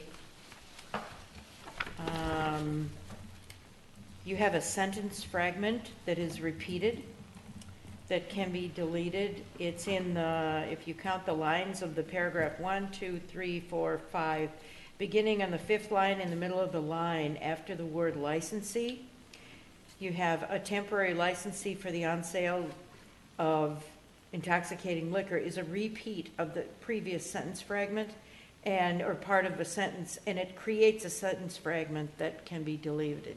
I think that was just probably a paste error. Thanks for that correction. We'll get that taken care of in the final draft. So looking at these two temporary intoxicating licenses, J and K, the difference between them is one is malt liquor and one is a full liquor license, a temporary liquor license. So does and I didn't go back and look at this, or I will put that out there immediately. But I do have the full license. I did not print out the 3.2 license. Does it contain everything that the full license does as far as how many you can have and how long it lasts and how many you can have in a calendar year and all of that?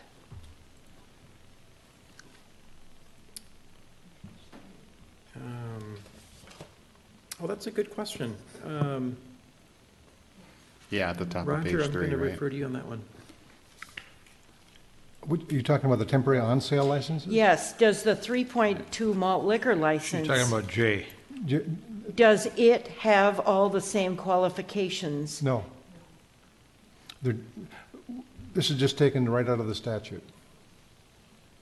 We can subscribe what kind of conditions we want to put on that license. You could add more conditions if you chose to. So that really is different. I was thinking that one was abbreviated, but in reality it had all the same provisions as the other one, but it does not. The hurdle for a temporary liquor license is much higher than a hurdle for your 3.2 beer license. Okay. On a temporary matter. Okay. Well, those are my questions. Thank you. All right, on my list, of course, the notion of retaining off-sale licenses to our municipal liquor store operation only is entirely appropriate, I think. We rely on that revenue significantly for the residents of our community. We are in a competitive situation with the private sector on it, but nonetheless, it's still an important source of revenue for the community. So I think that was important. Quality of life supported. Important to protect. Yes, thank you. Clarifying the language regarding the consumption of alcohol in outdoor public places, I think that's a good idea, relating to sidewalk cafes, street festivals, public parks, golf courses, etc. Deleting specific criteria related to gaming establishments, which actually steps us into the prizes, coupons, games area. I'm not sure how I feel about that. I mean, we've been careful. You use pinstripes as an example. I don't think it's a good example, but Dave & Buster's is a good example. I'd want to be able to deal in the future, I think, with another establishment like Dave & Buster's on a one-off basis. In other words, for me, I think retaining in our code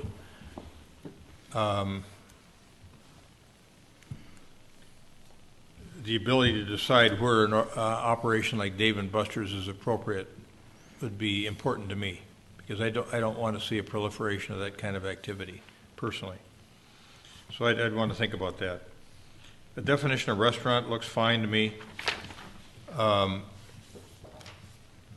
This issue that you discussed about our preference is for commercial establishments with a dining component, but then we go immediately into the notion that the tap room doesn't need a dining component. Mm-hmm.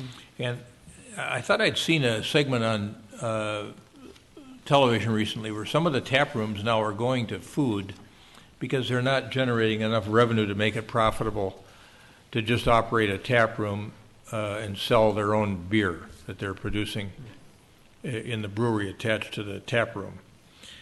I'd want to think that through a little bit more in terms of whether or not we want to require something in the way of food, maybe not characterizing them as having to have a restaurant. Definitely be defined as a restaurant where they have to have a full kitchen and be able to serve at least 30 people, I think, food.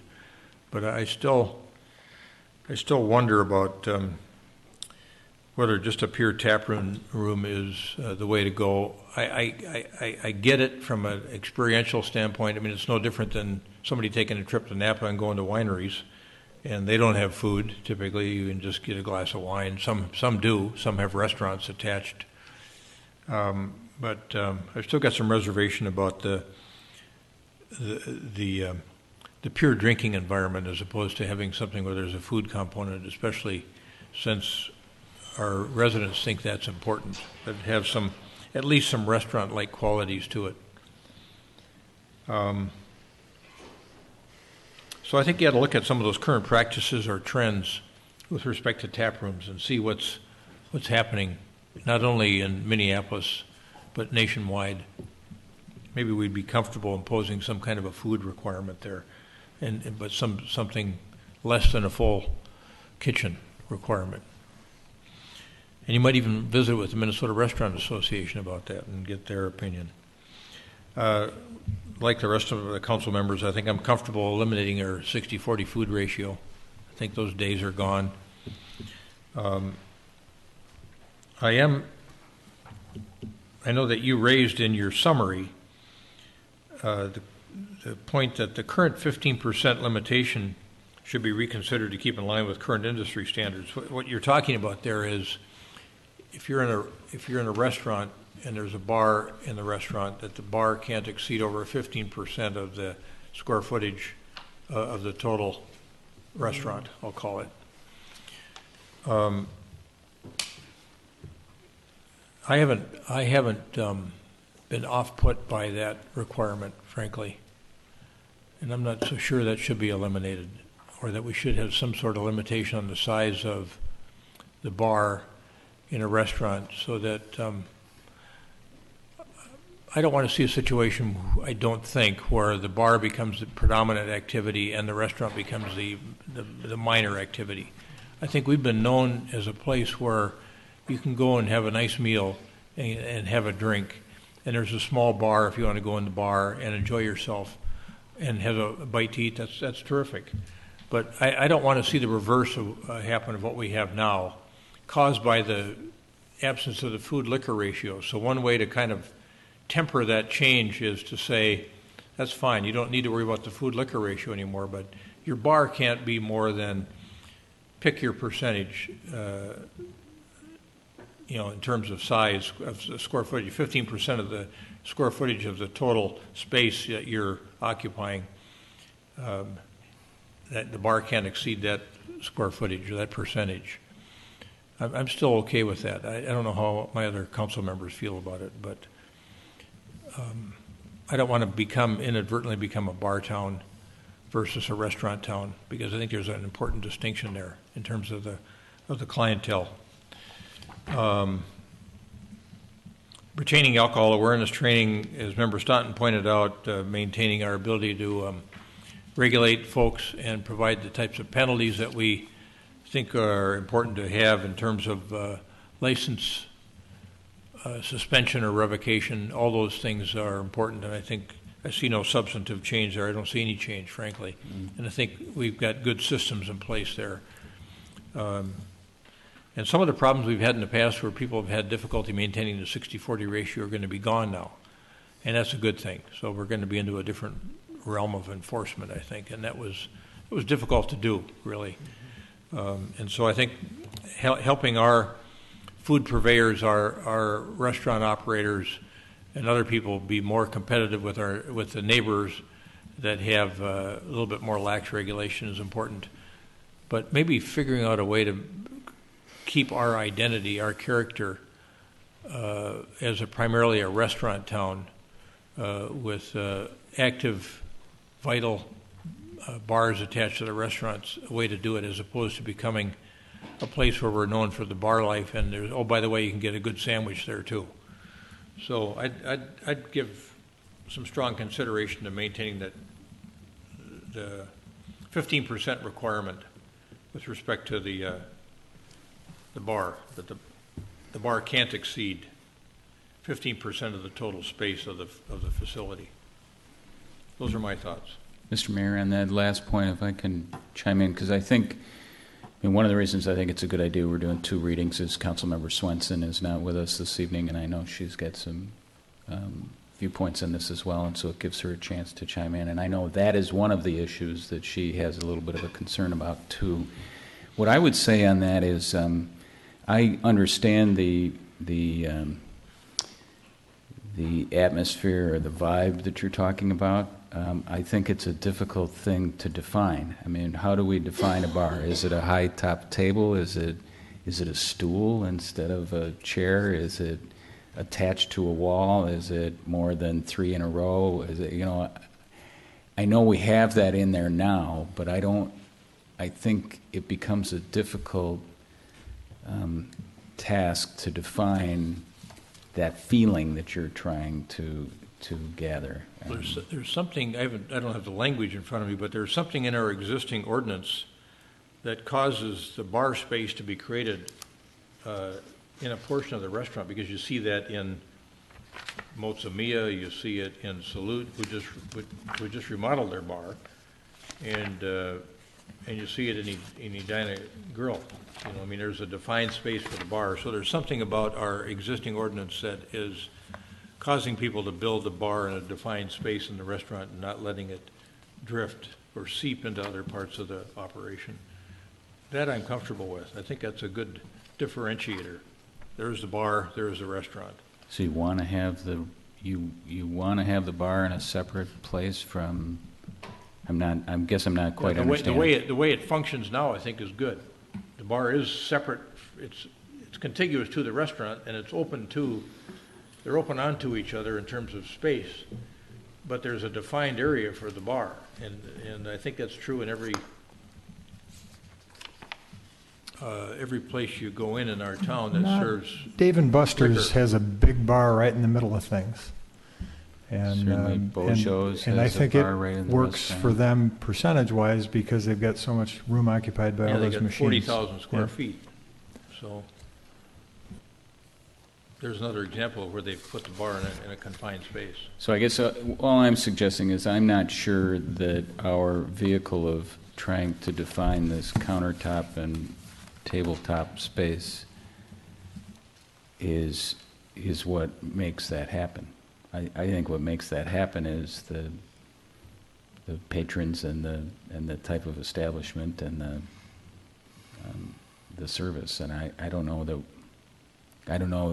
that we're really preventing bars by the language that we have there. And I get what you're driving at. I think it's clear that we're not. We're saying you can have a bar, it just can't be more than 15% of your total space. And it seems to have functioned well for us and for them. And the thing that we've heard the most complaint about is the 60-40 ratio. We can't compete with our neighbors because of the 60-40 ratio. And I'm perfectly comfortable getting rid of that. But we're making some pretty big steps here, and that would be one way of being cautious about this kind of last step of saying, okay, you can have as much bar as you want in the facility that you own as long as you got a kitchen, full kitchen, And I don't know if I want to go there yet. Maybe someday I do. And it took me a while to get used to getting rid of the ratio, but I can see the wisdom of that, and I can see from the way our people operate that they need to get rid of that ratio. Member Stewart, and then Manager Neal. Yeah, forgive me, when I had the microphone before, I was really in a question-asking mode, and I hadn't provided comments. So let me provide just a couple quick comments. I concur with the notion that we don't want to inadvertently become a bar town. And that's what I was getting at with the two lines of questioning I had. One, should we have a specific prohibition on bars so that we can say, irrespective of what they're trying to do under these other allowed areas, if we say it looks more like a bar and we've prohibited bars, we can say, no, let's not do that. So I sort of feel like maybe a prohibition is not a bad thing to have in addition to the fact that we didn't allow it. And it's also what I was getting at with this idea that could somebody use our tap room or cocktail room definition as a loophole to effectively create a bar and say, oh no, it fits under that definition. So I'm inclined, Mr. Mayor, to agree with you that I don't want to have us inadvertently become a town that hosts bars, but at the same time, as Member Staunton said, I'm not sure which provision gets you there. Mm-hmm. Manager Neal. Mr. Mayor. To offer, I'm sure. Hmm? Some wisdom to offer. Well, maybe a little. I can assure you that we did a comprehensive staff review of this, in addition to checking with people in the business, including Dan McElroy from the Hospitality Association. As we talked through this with the city attorney, it included representatives from our police department, fire department, planning, zoning, Clerk Mangan, who's had a long-term experience with how we license and how we issue license, and even this business about how the 15% impacts our ability to license people. That's something that's been in our code a long time, but it seems like it always catches people by surprise. The new bars or new restaurants, when they're coming in, they don't quite understand how it works. But through all of that, I can tell you that we had the same goal that you articulated pretty clearly. We didn't believe the council wanted Edina to become a bar town, so how do we put together an ordinance that reflects that? Because we anticipated that that's what you were going to be telling us tonight. So if you don't think we've done that or gone far enough, that's what we need to hear from you tonight. And maybe and before we adopt this on second reading, to have some more specifics about how you would fine-tune our presentation to you tonight. But I can assure you that that was our goal. So specifically an area that you raised, Mr. Mayor, about maybe brew pubs or maybe tap rooms should be required to have some kind of food service. In our sense, as we talk through that, a tap room that has food service is a brew pub. You know, they change form. If they can't make enough money to stay in business as a tap room, they either go out of business or they start serving food, and then they get a different license and they become a Granite City or something like that. So there are some provisions in there that we think will naturally occur. But we'll talk more about those, and we can have more discussion with them as you've had now the benefit of hearing each other discuss how you think about this, and we'll have the benefit of Councilmember Swenson at the next meeting too. Okay, so you'd like to see some passage of this on a first reading basis? It's certainly your prerogative to do that. As we think about, we can hold it over for further discussion with Member Swenson here. And then address first reading. Certainly, as we thought about how we would put this into play, we want to provide plenty of time, plenty of notice. We thought that the start of a new year would be a good marker in terms of how a liquor ordinance could become effective. So we've got plenty of time to do that if you wish, and you may have some additional public input after you've had this discussion in the council meeting too. What are council members' feelings about the elimination of the prohibitions against, I'll call it gaming, or dispensing prizes and coupons, and it's the Dave and Buster's model or some variation thereof? Mr. Mayor, I'm inclined to agree with your view that I'd like to maintain some control over that. Member Staunton, any thoughts on that? I don't think, I'm not inclined to continue to chase that. I think there's a certain space requirement they're going to need. There's certain location requirements, and I'm not concerned about micromanaging the type of establishment. So, What about the code? What role does the zoning code play with respect to a facility like Dave & Buster's? Are we changing the code in a way here, or with the adoption of this proposed adoption of this change in liquor ordinance, is it going to allow an operation like Dave & Buster's to basically go anywhere in a planned commercial district, or what? It would, yeah. And that's what the Planning Commission will be looking at their next meeting, and then would hold a public hearing at a subsequent meeting in October. But as written, the brew pub type of establishment or the Dave & Buster's, they would be allowed in our commercial zoning districts. So the PCD 1, 2, and 3. The Southdale area and Southdale area. Commercial nodes, correct. So would, if we eliminated this prohibition on the gaming, I don't remember what's the zoning down at Centennial Lakes where Pinstripes is? Is that MCD 5? That's MDD 6, but the uses from the planned commercial district, PCD 3, roll into that district, so it would be allowed down there. So the reason we didn't allow that, or thought about not allowing that type of an operation there, was because of the effect it would have on life in the park. Mm-hmm. We didn't want that, the noise from an operation like Dave & Buster's We also flashing across the water Yeah. into people's residences till 12 o'clock at night. Yeah, and we also had a fear, I also had a fear that people would have their dinner and then spend a couple hours drinking while playing games and leaving intoxicated.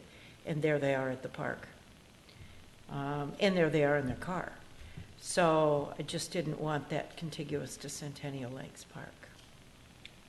So, for better or worse, we decided that Dave & Buster's was a good operation to have, but it would be important to have it in an appropriate location. Right. Like Southdale. Where they have security. On the 3rd floor.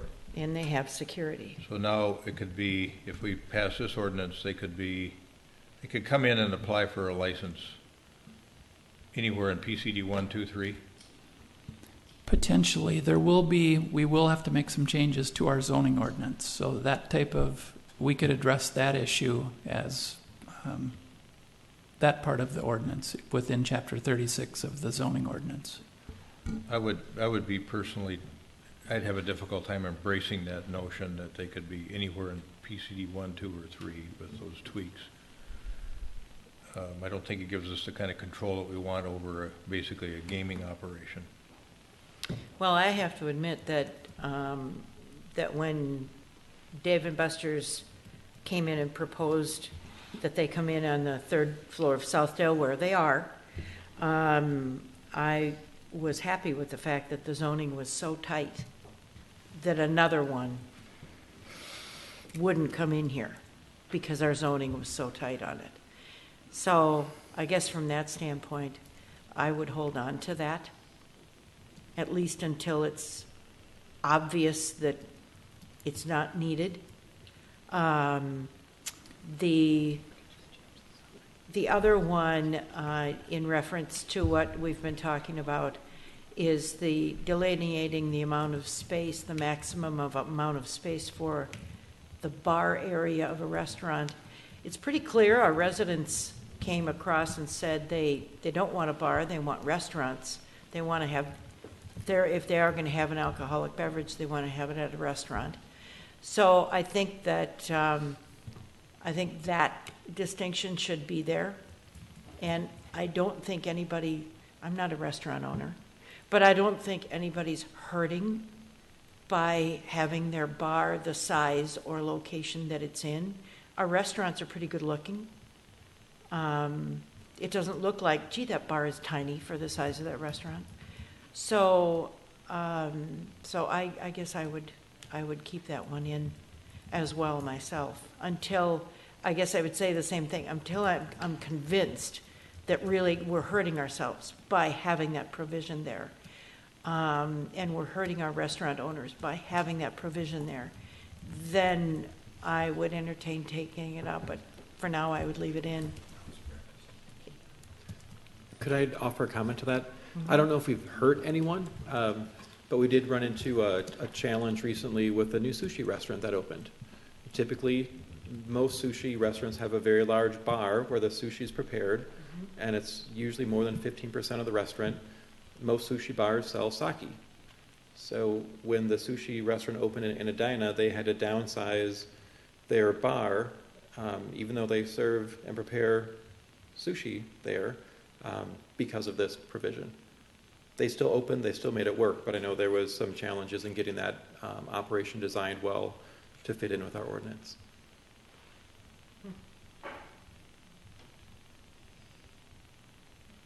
And that's a different kind of bar. That's mostly food. Yes. But they have a liquor But license. they have a liquor license. That's the point. I mean, once we get into managing the size of the table and the configuration of the table, it doesn't really have anything to do with what's happening, and other than our mindset about somehow people are going to behave differently because there's a different furniture configuration. I don't get it. Well, we've got some time because with respect to Member Swenson not being here, and knowing that she is going to have some rich input into this conversation, I guess instead of passing this at first reading, I would wait for her and have first reading with her here, so she has as much chance as we do to contribute to the final. So let's think about downstream here.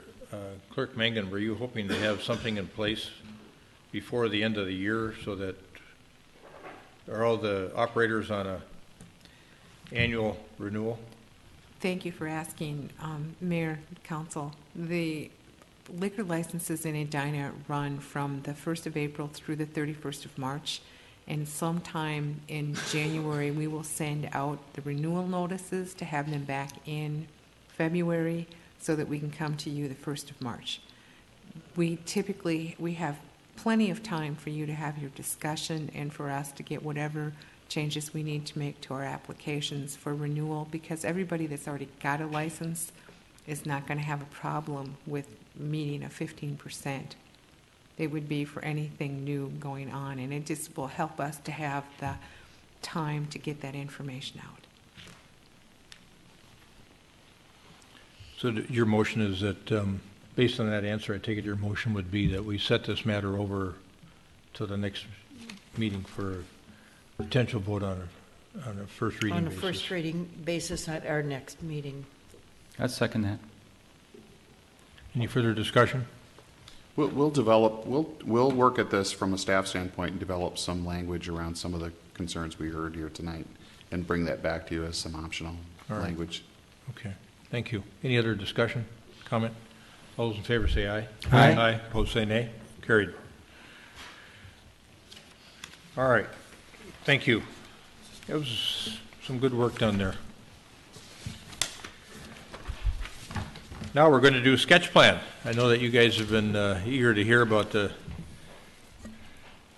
liquor operations, restaurant operations, and got immersed in it. But we'll move on now to the sketch plan review for the proposed project at West 66th Street and York Avenue, and we'll have Director Teague introduce the topic, and then if everybody comfortable with 10 or 15 minutes on your presentation, and then we'll ask questions from and get comments from council members. This will be somewhat akin to the experience you had at the Planning Commission. So. Thank you, Mayor, members of the council. Again, this is a sketch plan. You're asked to make non-binding comments, provide some feedback to the applicants. This is a request that will require a comprehensive plan amendment. This one's a little different from our typical comprehensive plan amendments in that that the density and height that's proposed here is actually conforming. It's more about the designation in the comprehensive plan of the use. This property is located in our regional medical district, which allows 12 stories and up to 80 units an acre. The type of housing that's allowed in that district includes just affordable housing and senior housing. This is for an all-age type of development that's proposed here. So what the comprehensive plan amendment would be to incorporate this into the community activity center as designated in the comprehensive plan. Everything south of 66th is guided community activity center. So in changing that land use, this is seen as more of the gateway into the Southdale area. You could still do medical office on that site. It's still a permitted use in the community activity center. In regard to the issue of affordable housing as one of our goals for a PUD and with any comprehensive plan amendment, the applicant has indicated a willingness to provide affordable housing. Probably they've indicated that they can't do to the extent of 10 to 20%. They're thinking more in the range of 3 to 5%, which would get us about 11 to 16 units. So with that, I will introduce Dennis Sutliff and Rick Kaufman to present the project. Thank you. Good evening. Good evening. Mr. Mayor, council members, I'm Rich Kaufman. I'm representing the developer, and appreciate your time this evening to consider our proposal for 66. And your business address, Mr. Kaufman? We're located locally here in St. Louis Park at 5245 Wayzata Boulevard. All right. And the name of your business? DLC Residential. Thank you.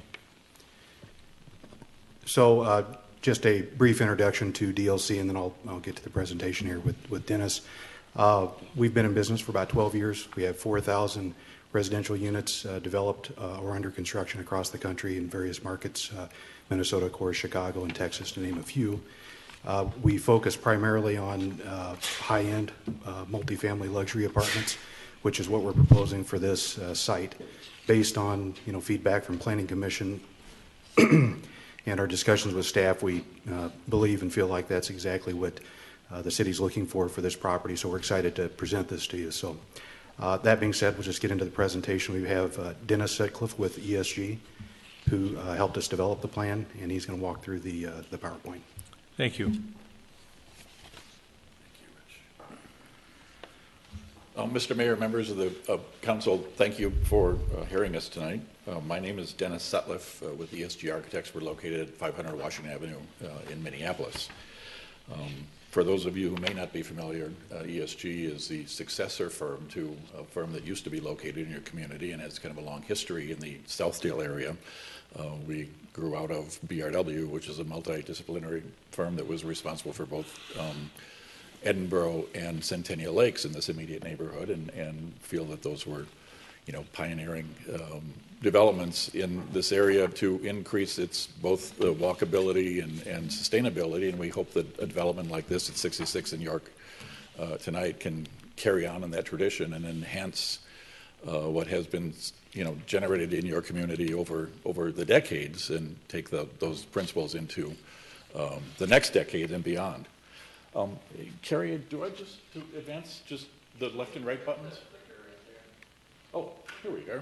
Perfect. Thank you. Thank you. As you probably know, because this has been through the Planning Commission, over the course of the previous months, we have met on a couple of occasions with staff so that we could ensure that the project that we're proposing to you tonight does indeed meet the goals of the Southdale area working principles. And to that end, before the hearing in front of the Planning Commission, we responded to, albeit not every one of those working principles, we sent in a written document that responded to many of them.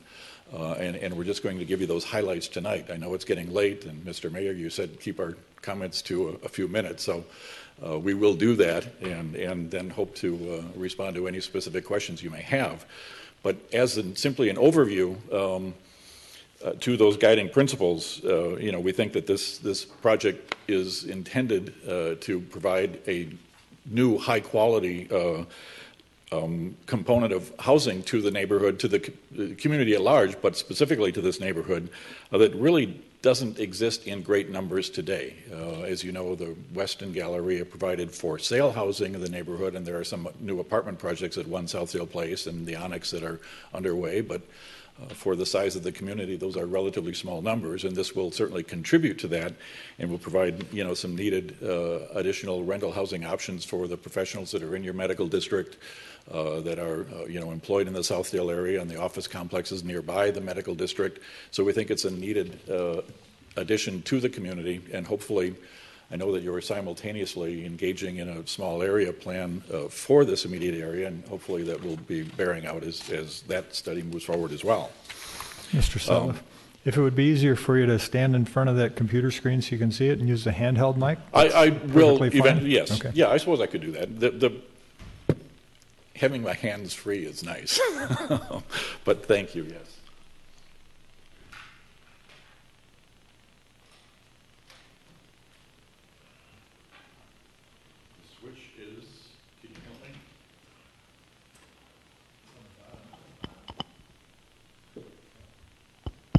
There we go. There you go. Perfect, thank you. Can you all hear me now? Can your technology director hear me?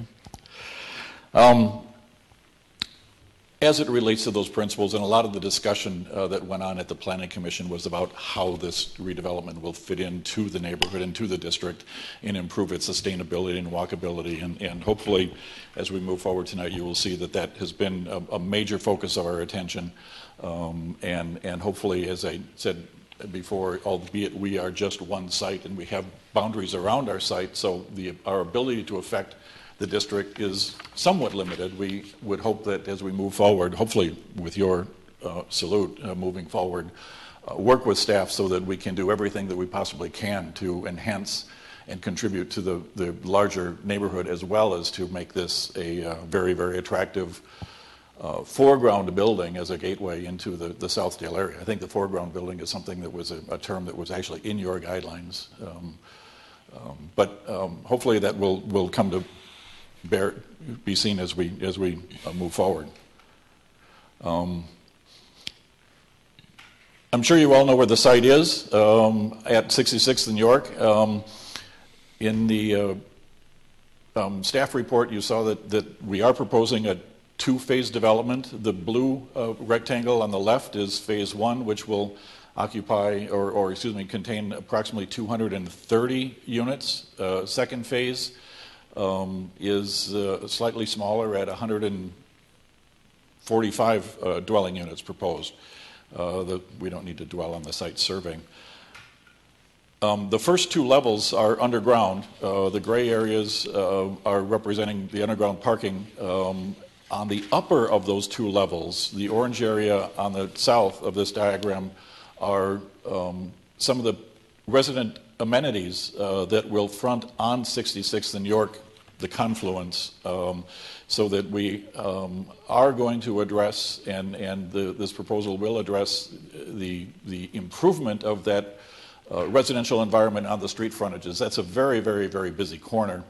And it's not the most attractive pedestrian area today, but as part of this, gateway building, this prominent front door image to the neighborhood, it's very important that we have pedestrian uses, people uses there, as opposed to blank walls and underground garages. So we have very deliberately lined that south end on the street frontage with people spaces, which will be lit and glassy.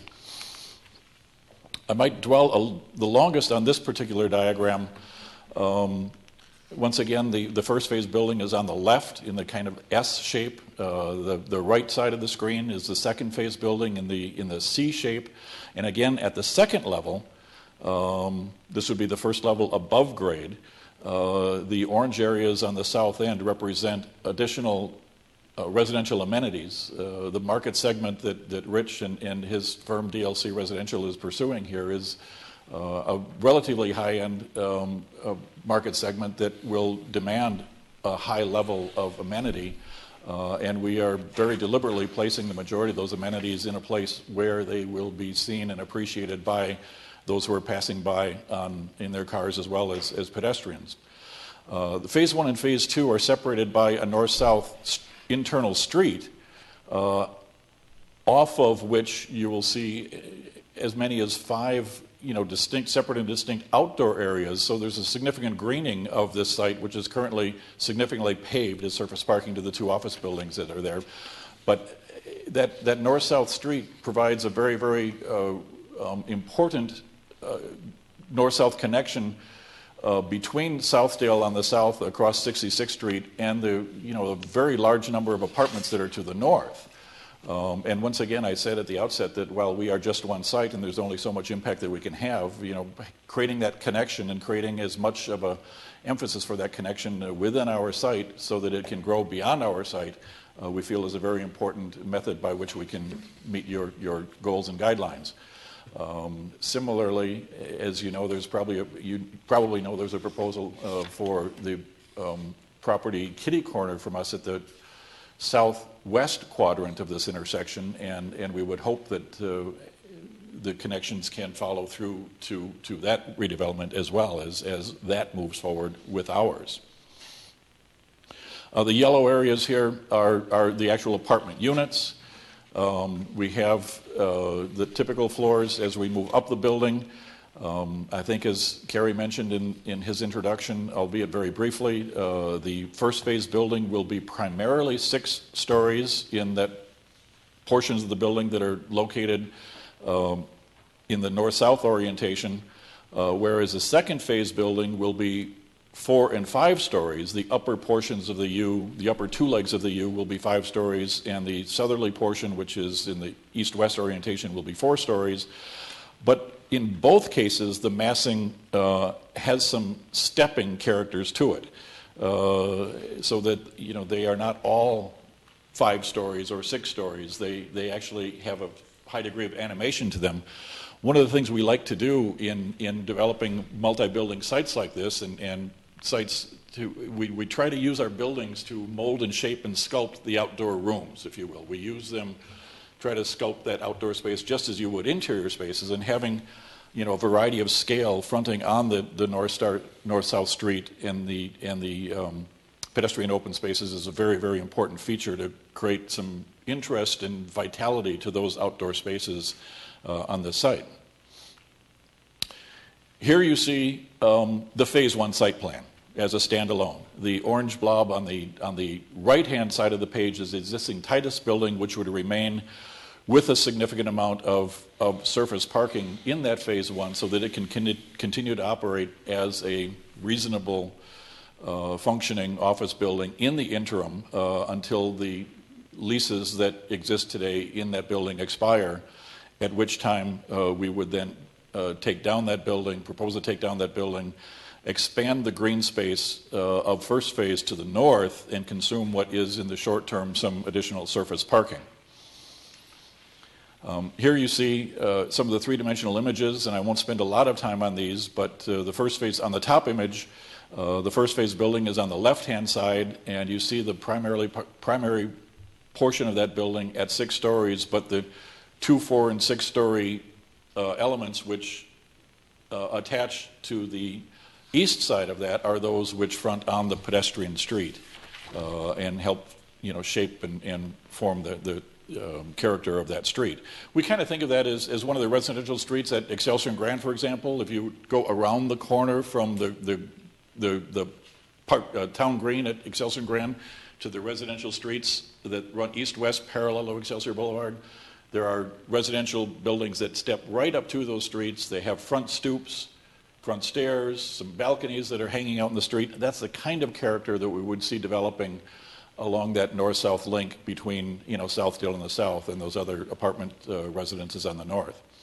So we think that's a very, very important part of that in sculpting that scale along that street. As one views this from the street here looking back north from York Avenue, you see again the taller building and the pedestrian, the amenity space that should see addressing the pedestrian frontage on 66th and York. And as we move around the building here on the upper image, the area that remains a surface parking lot in Phase 1 is shown in the foreground of the upper image as being converted to a green space in Phase 2. That is looking at the site from the northwest corner, with phase 1 again in the foreground on the right and phase 2 in the background on the left. The lower image there is elevated shot as if you were above York Avenue looking at the east side of phase 2. And finally, maybe a very dramatic view of this as one where if you were traveling south from Southdale, which is on your left in this picture, and your Muni liquor store on your right, the phase 1 building pretty much aligns with that street corridor of York Avenue, and as it bends to the left, one would then start to see the exposure of the second phase building actually bend to the right as we see it. My other left, pardon me. I should be having some of those liquors that you were talking about in the previous segment. Maybe at that point I should turn it back to Rick. He's got a couple more issues he'd like to touch on, and then we'll be happy to take your questions. Sure. Thank you. Thank you. Thank you, Mr. Sutliff. Mr. Kaufman, welcome back up. Thank you. We just wanted to make a quick comment, if we could, on the affordable that Mr. Teague brought up. So he's exactly right. At the Planning Commission meeting, it came up as a question about affordable housing, and we're aware that the city has an interest in that. We support that. It's not really a disagreement on our part about whether or not affordable housing is a good idea or not. We support it. We've got projects, one here in town that I'll talk about in a minute, that we did voluntarily participate in with some affordable housing. It's as I mentioned at Planning Commission, it's a little counterintuitive to what we're doing here. We've got a very prominent corner here of the city, as we've worked with staff and taken feedback during Planning Commission. There's a desire for some great architecture here. The articulation that Dennis described and stepping down the building, those things come at the cost of lost units. The architecture itself is very expensive. Luxury type apartments in the market we're trying to hit are all things that add cost, which kind of works against affordable housing. That being said, we had similar obstacles at a project we closed at the West End project in St. Louis Park. Similarly, the city did not have a set policy at the time, but they also expressed an interest in that, and we said, well, let's see what we can do. So it really turns into a math problem for us. What can we afford? And so we went back and we ran the numbers. We sat down with the city, and we were happy to share with them exactly how we look at these projects. And we came up with about 11 units that we did there and offered that to the city. They understood the math. We showed them that these weren't insignificant dollars. Even 11 affordable units on that was worth about $1.5 million to the project. So, again, this is a significant contribution from the developer. We're trying to put our money where our mouth is. We believe in it. We understand the concept, but it does come at a cost, and this is what we, could afford. So we did a similar exercise here and sat down with Mr. Teague a few weeks ago and kind of shared the same math with him. Similar results. We came up with about 3%. Affordable at 60% AMI, and across both phases, it's about a $1.4 million contribution from this, from the project for affordable housing. And so it's an important decision we have to make here. And it's really not even a decision. If it goes too much beyond that, we just can't make the math work on a project like that. So what we're respectfully asking tonight is if we could get maybe a little clarity on what council's position would be on that. Would you be supportive of of what we're offering here, or would it be something north of that? So that was it. All right. Thanks, Mr. Kaufman. Mr. Sutliff, you may want to come back up for inquiry here. I think you'll be the primary responder. Member Staunton, do you want to start out with your comments? Thanks for the presentation. I had a chance to watch the Planning Commission meeting as well and appreciated the detail that you provided there. And as you talked about with the Planning Commission as well as here, we are working to develop some principles to help guide us, especially when we're being asked to rezone property or make exceptions to the current zoning. And so a lot of what I will be looking for as the process moves forward is how you're able to articulate meeting those various principles. And there's a few items I wanted to just kind of talk about.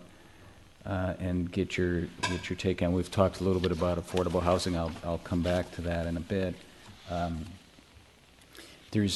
It strikes me that this particular parcel, and the fact that at our last meeting we had a sketch plan for the project kitty corner from here, and it would not at all surprise me that the third corner would end up having development as well. And we've got an intersection, so we've got all kinds of challenging issues in terms of the district function and the connectivity, and you're adding some residential density, which I think does help to promote pedestrian activity, but the question is how. And so I'd be curious to hear a little bit about how you envision the residents of this this project. Where do they go in a day? Where are they accessing groceries? Where are they going for coffee? Where are they going to work? Are they driving in? Are they driving out? Are they crossing over to South? What do you? I'm sure you've done a lot of thinking, you and Mr. Kaufman, about who you're appealing to, and I'm interested in what kind of thinking, what you're envisioning in terms of the circulation and where people go and how it interacts with the rest of the neighborhood. You have a lot of high-density residential in that neighborhood. Is that coming through here? What's your take on that? Well, to the extent we can, we'd love to get in the heads of those folks who might reside there so that we can, provide them what they want.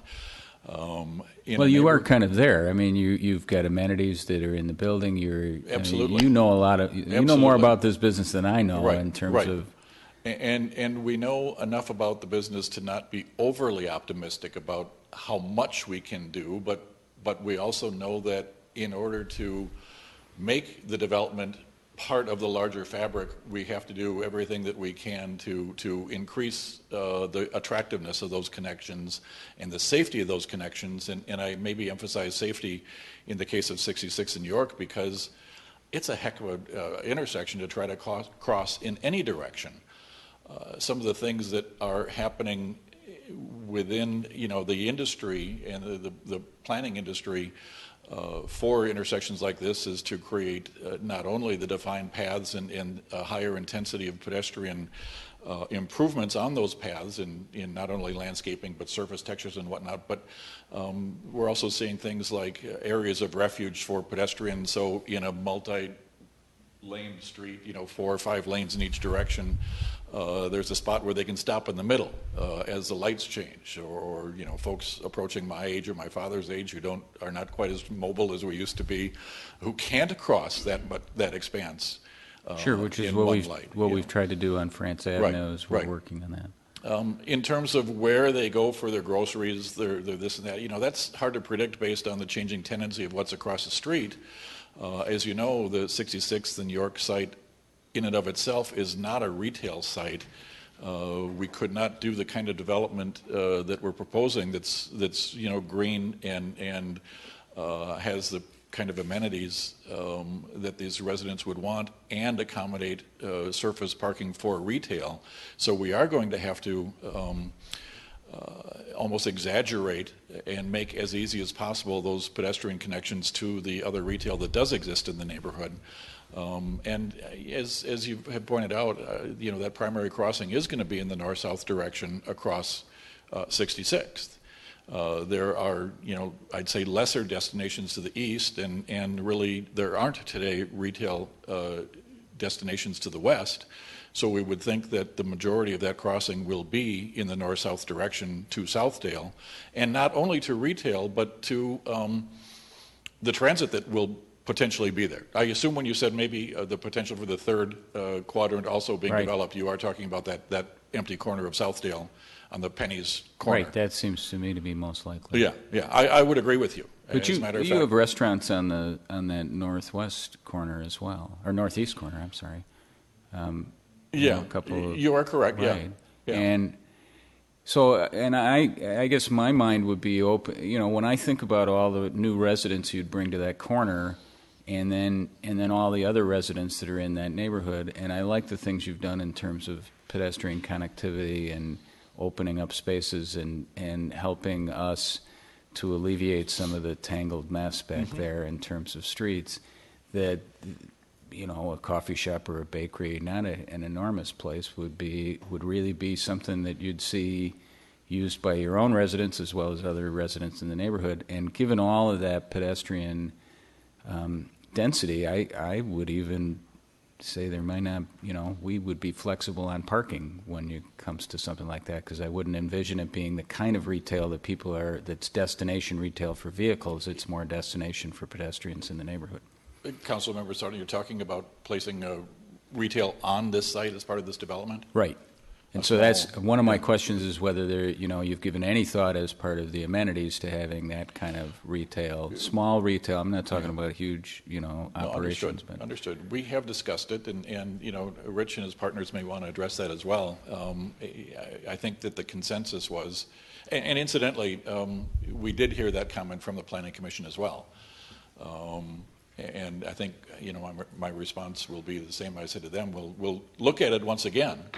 It was not part of the plan as we submitted it for this review, but moving forward, I can guarantee you that there will be some discussion on that. Where it ends up, I can't guarantee. Well, just so that so to me, it goes hand in hand with the pedestrian connectivity, because there may be places for folks to go, but to the extent that isn't as easy to get to, I think people in that neighborhood north of 66, they're going to want some destinations without going across. With respect to the connectivity, I heard, I think it was Commissioner Lee at the Planning Commission made a suggestion that I thought was really intriguing about the intersection, that it might be a perfect place for a roundabout. When I first looked at it, and you have the one chart that's up there that's the two rectangles side by side, and the dotted line kind of goes across the free right turn to square it off. And there was some discussion in your presentation about perhaps losing the free right turn. And at first that was appealing to me, but then I started thinking, well, why are we fighting with this goofy corner where Xerxes and York split apart? Why not just live with that? And then I had a conversation with some of the engineering staff, and it suggested in Richfield that along 66 that same thing is happening further east. We get roundabouts and coming this direction, and those improvements will probably end right at Xerxes, and it's a great opportunity for us to pick up. And what I don't want to miss is the opportunity for us as a community to leverage the development we're having on these two corners to take advantage of that. And Susan Lee had an interesting notion even of some kind of iconic gateway feature in a roundabout like that. And you could see that happening at this corner that would announce as you come south on Xerxes that you're coming to, you're entering Edina, you're entering this district, and would give it a certain appeal. So I realize that's not all for you to do, but I think that's an example of the kinds of things we need to work together on if we're going to make this work at this corner and leverage that kind of thing. In terms of the internal circulation, you mentioned a little bit about the Excelsior on Grand and Stoops and that kind of frontage. And maybe we can put up the site plan. That north-south spine, I was trying to find the places. Are you envisioning that there's any places in this where you're going to have direct entry to the building and that kind of front stoop notion that you were describing? Yes, and unfortunately I don't have an electronic pointer. If you use the mouse, it'll give you a pointer. Well, the street that I was speaking about is this. And it is lined right now with those tick marks on either side are those that are defining the parallel parking stalls. And along the grassy or green dotted areas that line both sides of that street, those units that are closest to the back of that sidewalk would have stoops on them on the lowest level. Now, on the Phase 2 building, obviously, I can just barely see that cursor with my poor eyesight. Right there, if you can see that, on the lower level at that location will be part of the amenity space, so we wouldn't imagine stoops there. Right. But where would you see them? Along that side where you are now? This area, as well as lining this courtyard and this courtyard. All right. But, even if there are not specifically stoops with front doors, some of those folks who live on the ground floor of urban buildings don't like to have that front door because they perceive it as a security issue. If they're raised by a few steps, right. So I think that's a real positive. It does help create that pedestrian environment. I think that Absolutely. would help it fit in with the neighborhood and be, feel like a residential street as opposed to entering Absolutely. somebody else's property. And having that scale of detail down here instead of 4 or 5 Right. stories up there enhances that feeling as Right. well. So the other, one of the principles is this notion of give to get, and we've talked a little bit about affordable housing, and we're having discussions about a policy, and I guess what I would say on that is I recognize that we have to work together to try and make that happen, but I think I personally am feeling like we really need to be moving in a direction where we're making that happen, and we've been pretty consistent about our intent to formalize that in a policy sense. What that particular number ends up being, I appreciate the openness and transparency in terms of sitting down and sharing numbers and trying to noodle through the finances and figure out what the right answer is, and I think that's something that we can do. And it strikes me it's the kind of project where I think we're going to want to do a TIF district along with this for all the infrastructure that we're talking about in terms of the roadway, and that lends itself to that kind of financial analysis as well, to make sure we're thinking through the numbers and doing what's possible without going so far that we're choking the project. The other thing I'd encourage you to think about is a little bit, one of our comprehensive plan includes some commitments that we have made to reducing greenhouse gas emissions, and we're taking some pretty aggressive steps as a city with our own buildings to be thinking about how we can do that.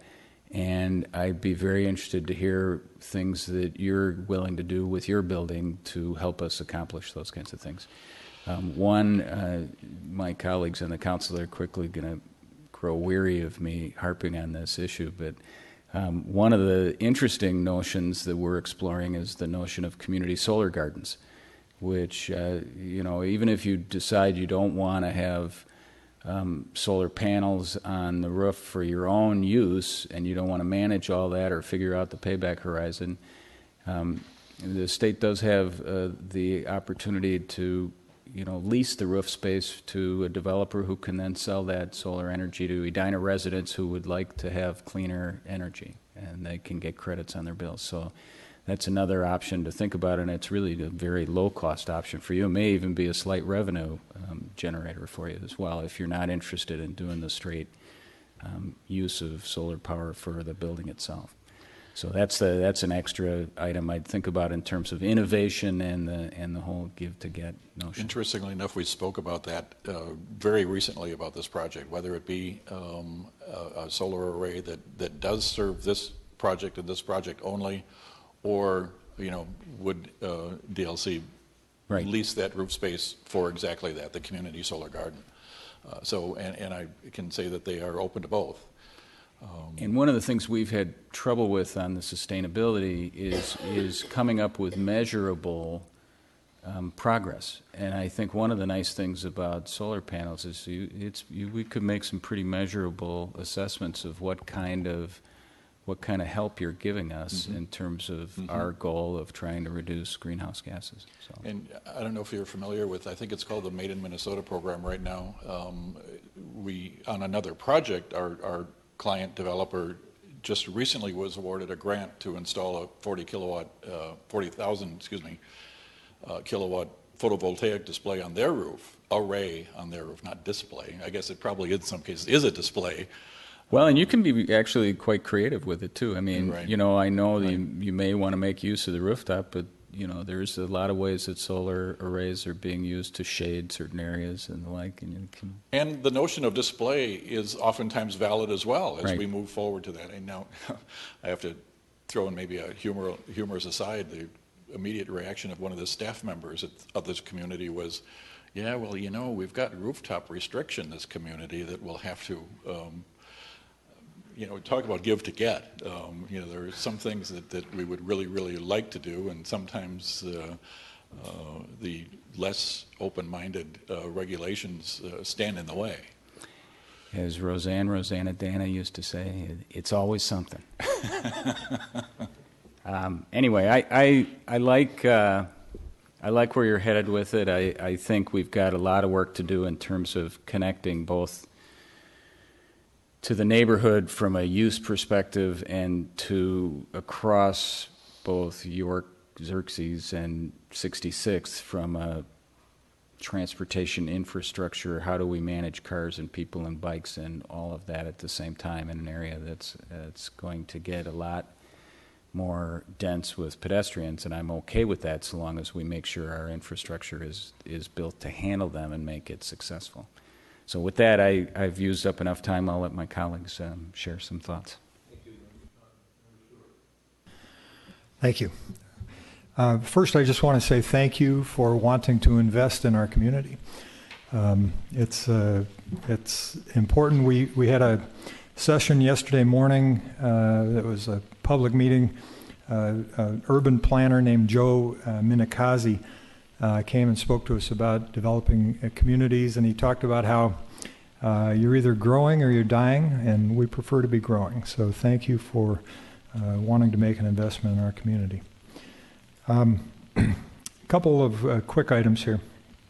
The change in the medical district zoning I don't think is going to be a problem for this particular location. I don't like clipping the wings of that district too much, but I think for this corner it makes some sense. This corner has been talked about as a gateway to Edina and to the community. I think it would be nice to have something nice and striking at that location, so thank you for that. Also, the density issues, I think what you guys are proposing is probably not going to create any major headaches for us on that, so thank you for that. I will say, as we talk about the gateway and I'll give a comment on the architecture here, even though I'm not an architectural expert. Architecture is fine. It doesn't blow me away. It's nothing special. I'd rather have something a little bit special, but it's fine.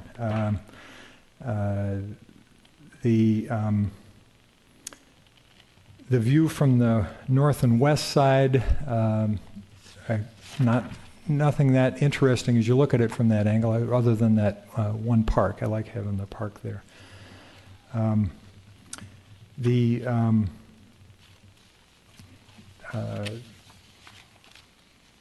the roof, as we talk about that, Member Staunton was proposing perhaps a solar garden up there. I get a bit concerned about the aesthetics on the roof. I don't want to see you show us these nice drawings with a clean roof and then plunk a cooler up there or some elevator equipment or whatever it is that sort of spoils the view.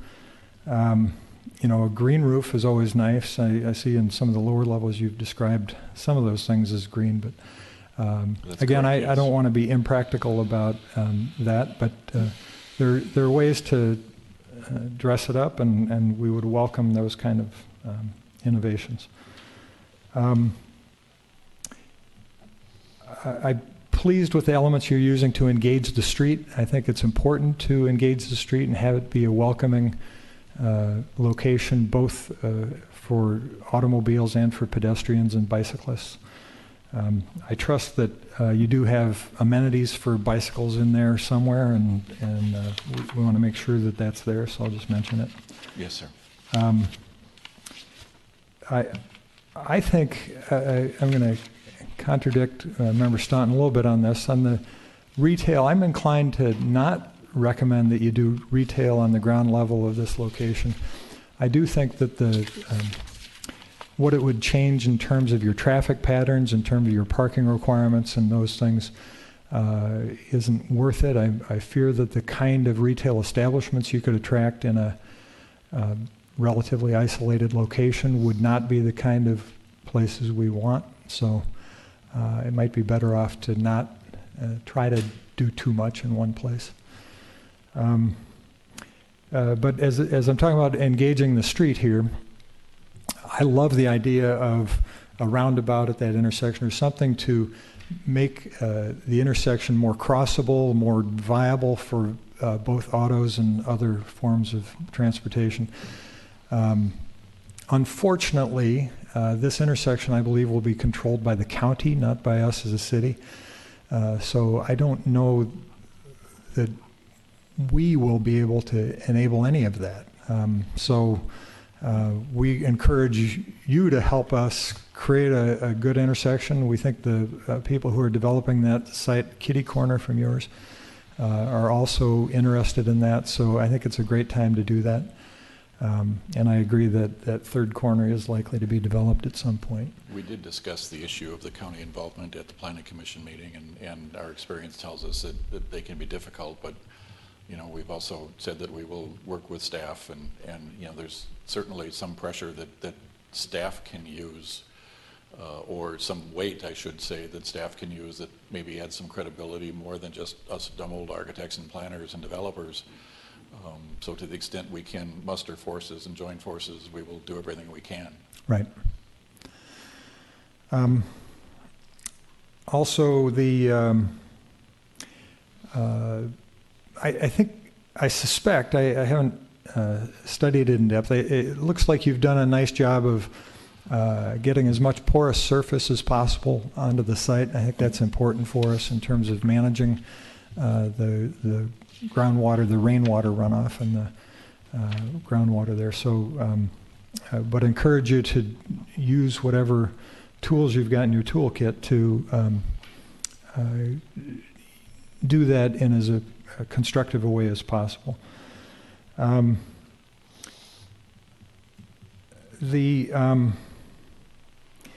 The fact that it's going to be done in phases, I'm a little worried about. I hate to ever have the possibility of a stranded, orphaned piece of land.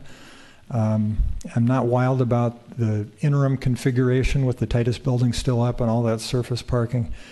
I understand why it needs to be done, but if you can shorten the time frame and get those phases through, I looked at many times at that intersection of 394 and Highway 100 where in St. Louis Park they had torn down some buildings and then everything stopped for years when the economy turned down, and just really don't want to have partway done things sitting we there. concur with you. Yeah.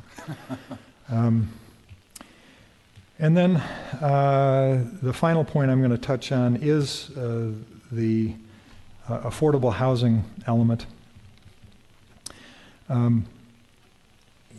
One of the items that we originally had on the agenda for tonight, and which we're probably not going to dig into in depth tonight, is the idea of our affordable housing policy. We are, as I think you're aware, required by the Met Council to provide a certain number of units of affordable housing by the year 2020 or something. And we are working hard to achieve that objective. We are inviting you to help us achieve that objective because I don't know any other way to get there. So we do want to encourage your participation. Just as we think through this, I think it's important that we don't want all of our affordable housing to be in only one form of housing. So we'd like to have some apartments, yes. We'd like to have perhaps some townhomes, some twin homes, maybe some single-family residences that all fit in that category. So we don't want to just only have apartments be the result of that. So one of the ways that we've talked about this, and there's a number of differences of opinions on it, so but I just want you to understand where the debate is for us. I think it would be a wonderful outcome to have you provide some number of units in your facility for affordable housing, and we'd like to work with you to find what an appropriate number is there. But also, if you'd be willing to have you contribute to the Edina Housing Foundation in some meaningful amount so that they can use those funds to find other forms of affordable housing, maybe some single-family residences and that kind of thing. So there are different ways to crack that nut, and we don't mind some creativity in trying to get there. So. Edina has a long history of being creative in terms of providing affordable housing. As you may recall, back in the very early days of Edinburgh, the city participated as equity partners in a shared equity program with the first-time home buyers of some of the townhomes that were part of that project. And you know, ultimately, your share of ownership was bought down over time. Right. But it was a very, very creative approach to providing ownership opportunities for the sons and daughters of current residents that, frankly, at the time couldn't afford to purchase in Edina. Precisely. So we don't want to, now that I've put all these hurdles in front of you, we don't want to create hurdles. We welcome your investment. We welcome your coming in and investing in our community. But we do have, we want it to be aesthetically nice. We want you to help us solve this problem that we have, frankly, on finding more affordable housing in a place where land prices are pretty high. Not an easy thing to do all the time. So we welcome you, and we thank you for your work on this. If you can be a little more creative on the architectural outcomes so that it's more than just meh, that would be good. Councilmember Student, I don't want to make excuses for what we've shown today, but it is just the concept sketch plan review. Which I understand that. Spend so much more time developing some interesting architecture as we proceed forward. If you're familiar with what Rich and his company are doing in the West End and St. Louis Park, you'll see that there are some pretty exciting roof features, for example, that are on that side of the building and spilling off the roof edge. And there was conversation this morning about exactly your point of finding ways to dress up and use some of those roof areas as green outdoor areas. They're all still on the table. My fellow council members will tell you that even though I always preface my comments by saying I'm no expert on aesthetics and architecture, I'm also not shy about giving my opinion. Always welcome. Thank you. Thank you. I know that we're not here to talk about a materials board, but I will tell you we have apartments in this area with a variety of materials, and we need some stone, in my opinion. We need some more traditional, warm, more permanent, if you will, looking surfaces and materials. So that would please me greatly. I have a variety of comments, but I'll preface them. Okay, now they're both on. All right, excellent. I have a microphone that is deciding what. Yes, okay. Thanks, Jennifer. I think you're probably pushing buttons for me over there. But you have neighbors to your north in what were homes when they purchased the properties, and they have created some very successful businesses in what are some story and a half buildings. And part of the challenge for you as architects and developers in the France Avenue Southdale design principles is to design something that interacts, that welcomes the neighboring properties, and I guess in a way behaves in a friendly manner with your neighboring properties, whether they be the taller buildings to your west or the not so tall buildings to your north. If you have not knocked on the door and visited with your neighbors to the north, I would highly encourage you to do so. Not only do they have businesses that would serve the residents of these buildings, they have businesses that will be affected by tall buildings that are to their south in a variety of ways, sunlight being one of them. So, so I would highly encourage you to have a friendly relationship with them and find out what it is that you can provide that they will find a benefit to their property. What it is that they can do to, to interact with your property. And because you're going to be neighbors.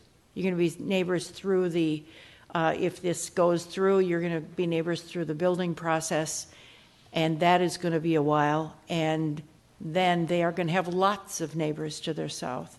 So I really do feel strongly about the relationship that is built. Understood. I think that's a good suggestion. And it's a big deal because it goes on for years. All right.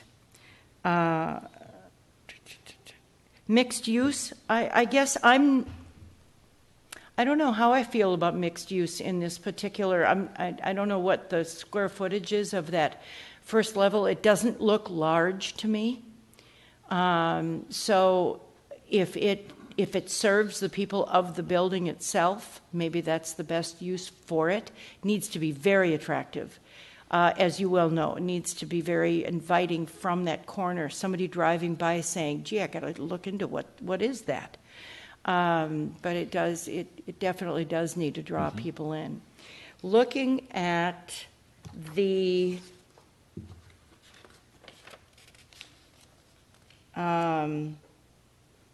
drawing that you had up, there is a sidewalk. Matter of fact, the corner of 66th and York is all county, as I think was mentioned earlier.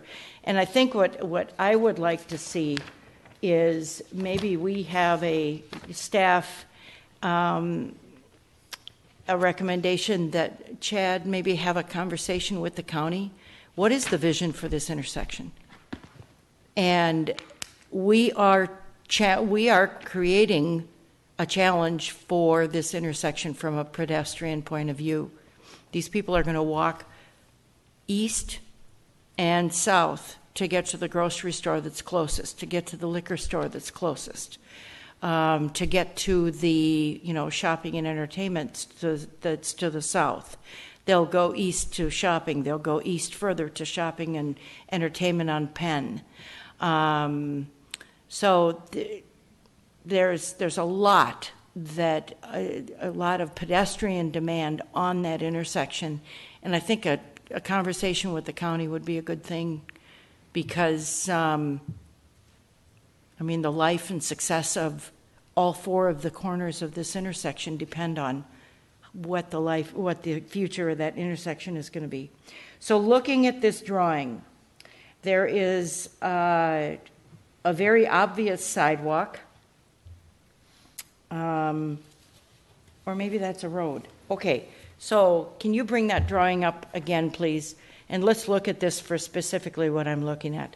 Okay, so I'm looking up on the east side, what looks like the east side of this, the left side. Oh, okay. Nope. Let's see here. Where are we? Okay, on the west side, excuse me, on the west side of this, halfway up, is that a road that comes in here? This? Yes. That is an entry to the garage as one moves north, east, and west. Okay. But as one moves north-south here, that is a cross easement with our neighbor to the west.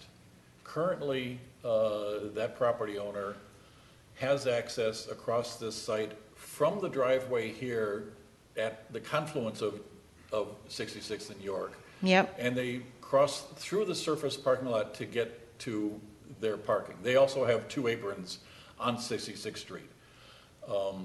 So this proposal with agreement to that neighbor to the west will maintain a way for them to get out to York Avenue here, if you can see my cursor. Yeah. As well as to the continuation of the north-south street at what is the current alignment of 65th Street. So this site plan, amongst the other challenges, is maintaining that cross-access agreement for that neighbor. Okay, so that's where cars are going to drive coming in off of 6th Street, off of 66th to get into the garage, or coming in and going to the north and then to the east, then getting to the other garage, correct? Yes, the garage access for this new development, there will be 2 access points to the garage for phase 1. One of them is off of what we are calling our auto court, and I hear front and center.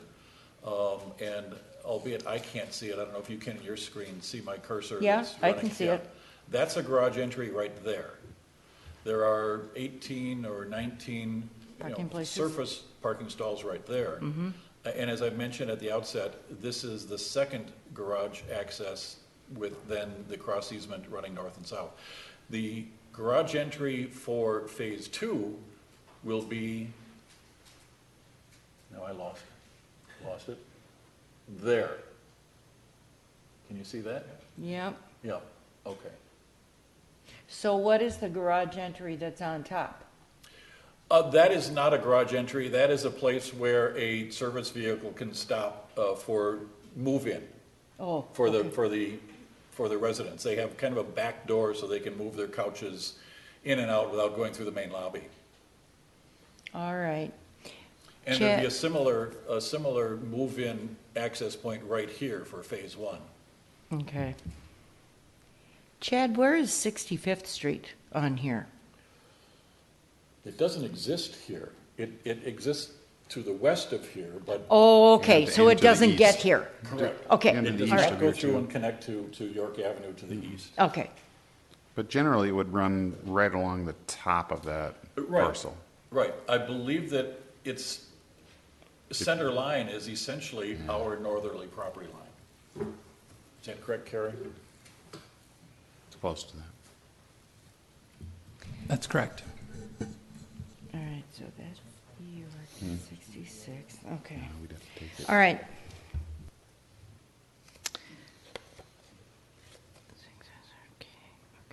Okay. So phase 2. Okay. Beacon. Right at Beacon. Okay. What will trigger development of phase 2? Shall I take a swing at that, you guys? What has to happen for phase 2 to start? So phase 2 has leases that are in effect. I think they range from 5-7 years. So we would be, from a developer's point of view, exactly. Yep. So we'd love to develop it sooner rather than later ourselves. We do have commitments that with the existing tenants that we have to, of course, deal with. Oh, I see. Okay, so some long-term leases that you're honoring. Correct. Okay. And how long do you think those will last? I don't know all the specifics off the top of my head, but I think generally 5 to 7 years. Thanks. Okay. All right.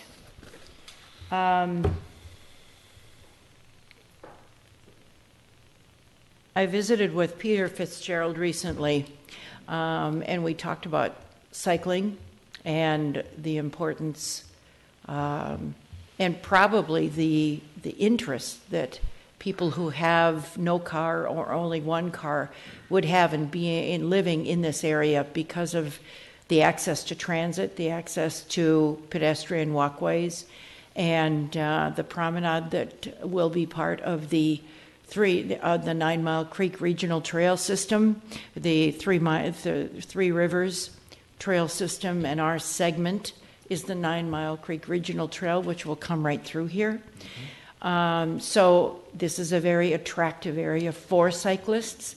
So talk to me about how this building is going to accommodate someone who's an avid cyclist.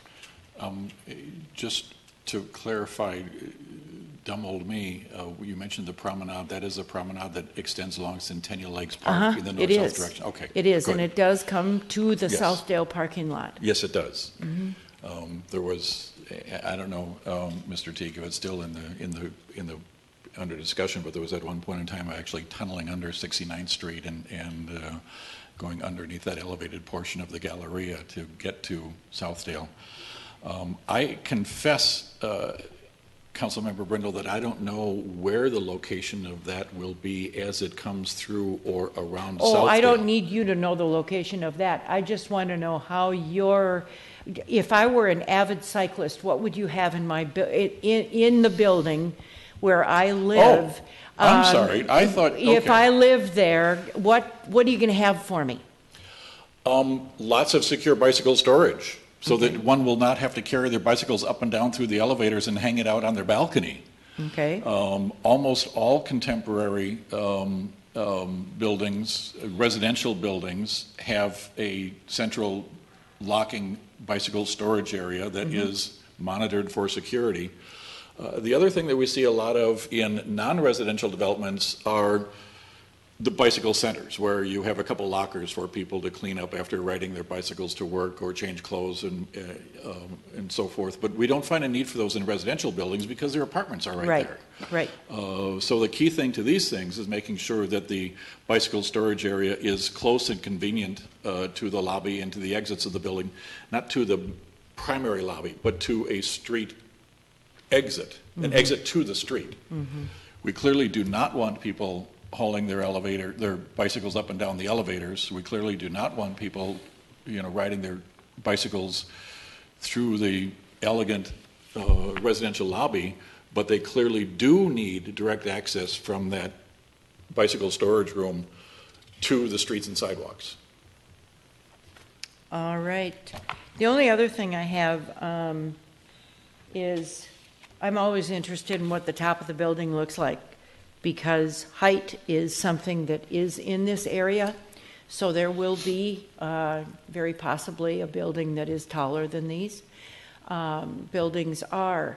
Now, understandably, maybe there's a solar array, but I'm a green roof kind of person, and would like to see some artwork, some park amenities on a roof that makes it attractive for people to go to. I don't know if these roofs are, if you're expecting to have that be a space that residents of these buildings would use, but it certainly could be, and making that amenity not just the top of the building, but a space that kind of draws people, has some artistic elements. Again, in our preparation for this meeting this morning, as well as over the course of the last couple of weeks, we have spoken about exactly that. Okay. We said in the introduction, and Rich has alluded to the market segment that is pursuing as residents here in a luxury marketplace. They expect a high level of amenities, and some of those amenities will be up there. We spoke about spas and tanning areas and green grassy areas that could be up there. We do have significant amenities down at the lower levels where they address the street, but that is not to the exclusion of amenities up there as well. Where we don't have amenities, there are other ways to dress up that roof and make it attractive, including some thin green soils, planting soils, which, as you probably know, the kind of sedum and whatnot is somewhat sensitive to or prone to turn green and brown depending on wet or dry, but it's green nonetheless. Solar is an option, but yes, we have not closed the door or determined anything per se about what the roof may or may not be, except to say that we have discussed all kinds of options, and I can pretty much guarantee you'll see something up there. Okay. The last thing, I guess, is I think one of the concerns of neighbors to the north, they have surface parking lots for their businesses, and those parking lots, they just want to make sure that residents from these buildings, guests to residents, or people who come who are going to work in an apartment or whatever, respect the the parking that belongs to those businesses and that they use the parking that's adjacent to these buildings. And if that, if you have 18 parking places, let's say, for example, in that one location, do you think that's sufficient for guests? Where is your guest parking?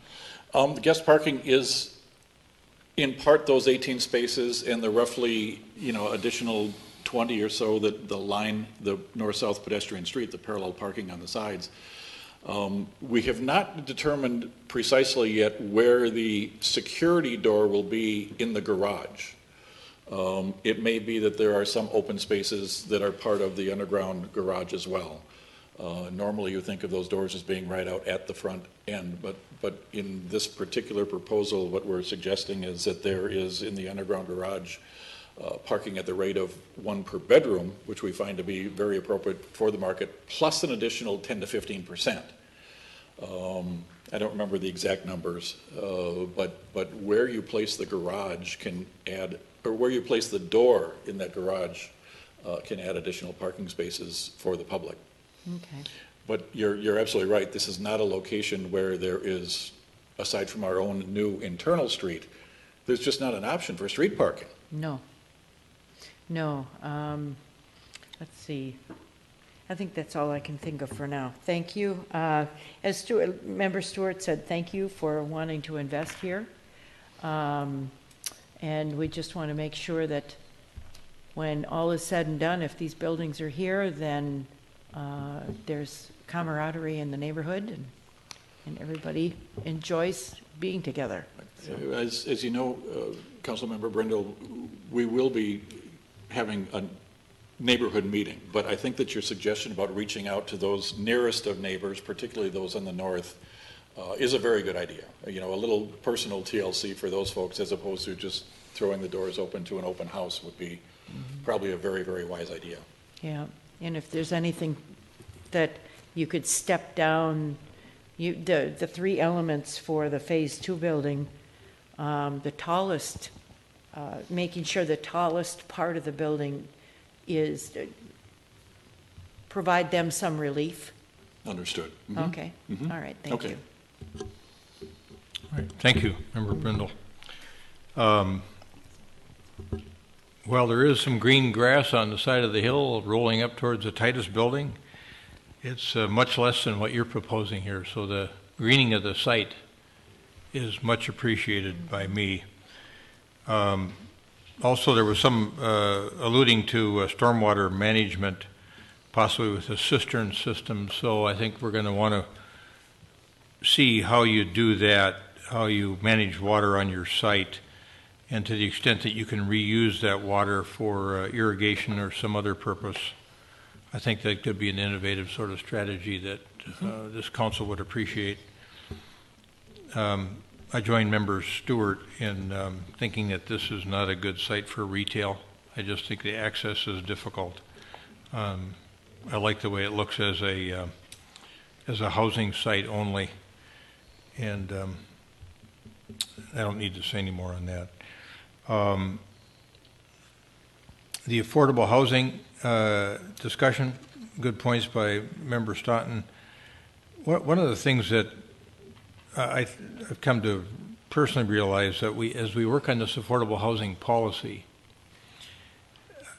I feel that whatever we adopt, we need to have a substantial time horizon for implementation, because I'm sure that while the folks that purchased this, Mr. Kaufman, you probably a conditional purchase with the Ryan companies, but no one knew for sure whether they needed to factor into their negotiations on the purchase price the fact that we might have or would have an affordable housing policy in place.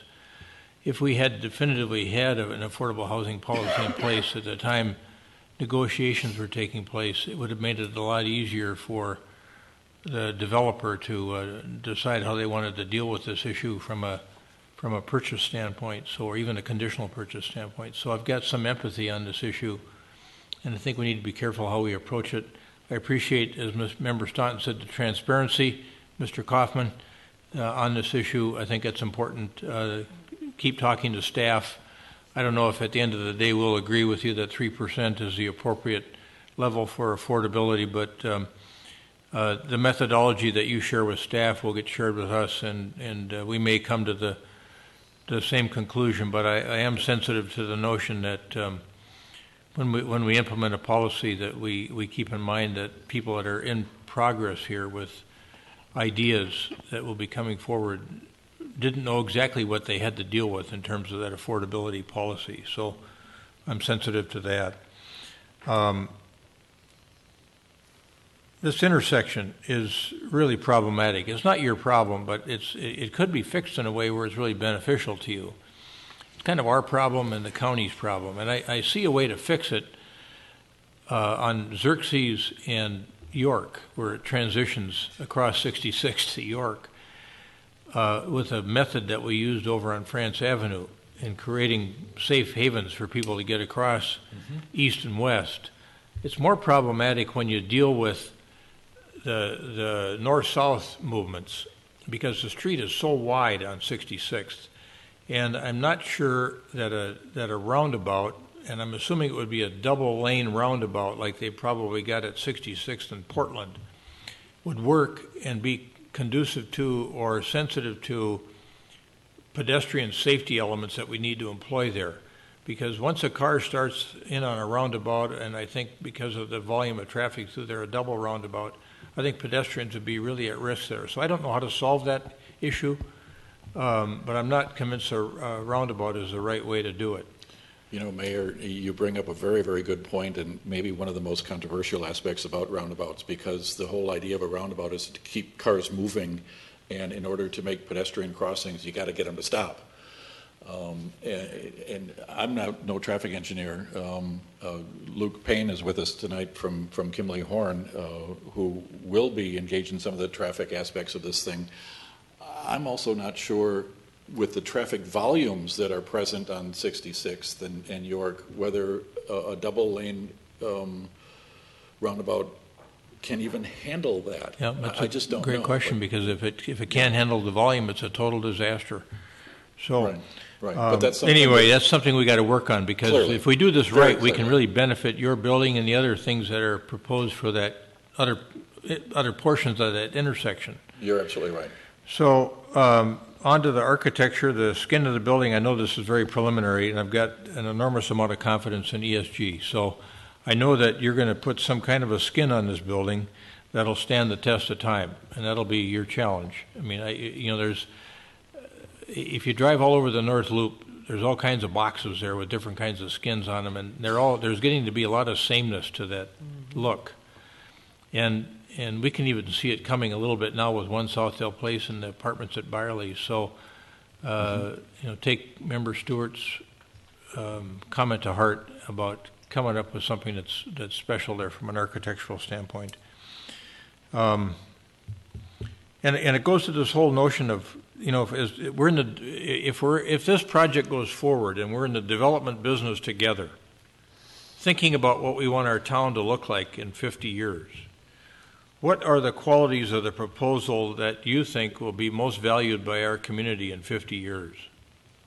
That's something for you to contemplate as you go about putting your plans together for what you're going to submit to the planning department and what we need to think about as we move through this process.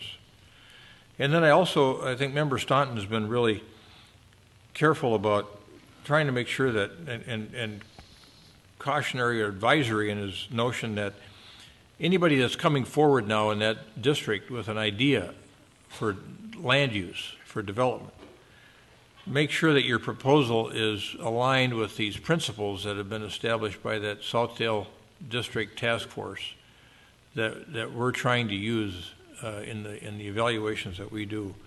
So when you come back, you'll want to make sure that you're able to match up those principles with your project. And then Member Brindle, I thought, made a great point about the good neighbor being a good neighbor. It's just as simple as the good neighbor rule. It goes way beyond public open house and inviting people in and telling them what you're going to do in the neighborhood. But that could feel more like something being done to them or rather than with them. or for them. So Understood. make sure that you're doing something with them or for them and not to them. Understood. All right, that's what I got. Well, I have taken copious notes. Yep. But in my I'm really, the more we do this work, and we're grateful for all the activity that's going on in our community, that people want to be here and develop. But this notion that we're in business together and we got to think about what's going to be here 50 years from now, I would appreciate your input on what qualities you think this project will have that will stand the test of time and that the whole town will be proud of when they drive by it. Well, we look forward to engaging that conversation. All right. Anything else from council members? Mm-mm. Okay. Thank you. Thank you.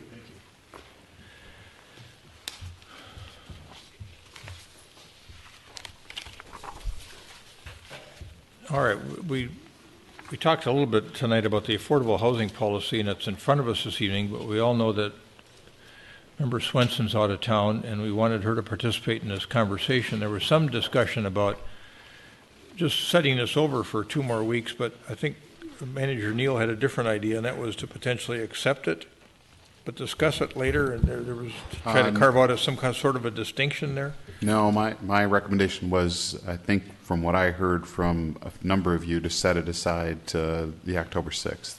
Okay. So I'll entertain a motion to set the affordable housing policy matter over for discussion at the next meeting, which is October 6th. Second. Any further discussion? All those in favor say aye. Aye. Aye. Opposed say nay. Carried. Next matter, we've got our typical resolution dealing with various grants and donations that state law requires us to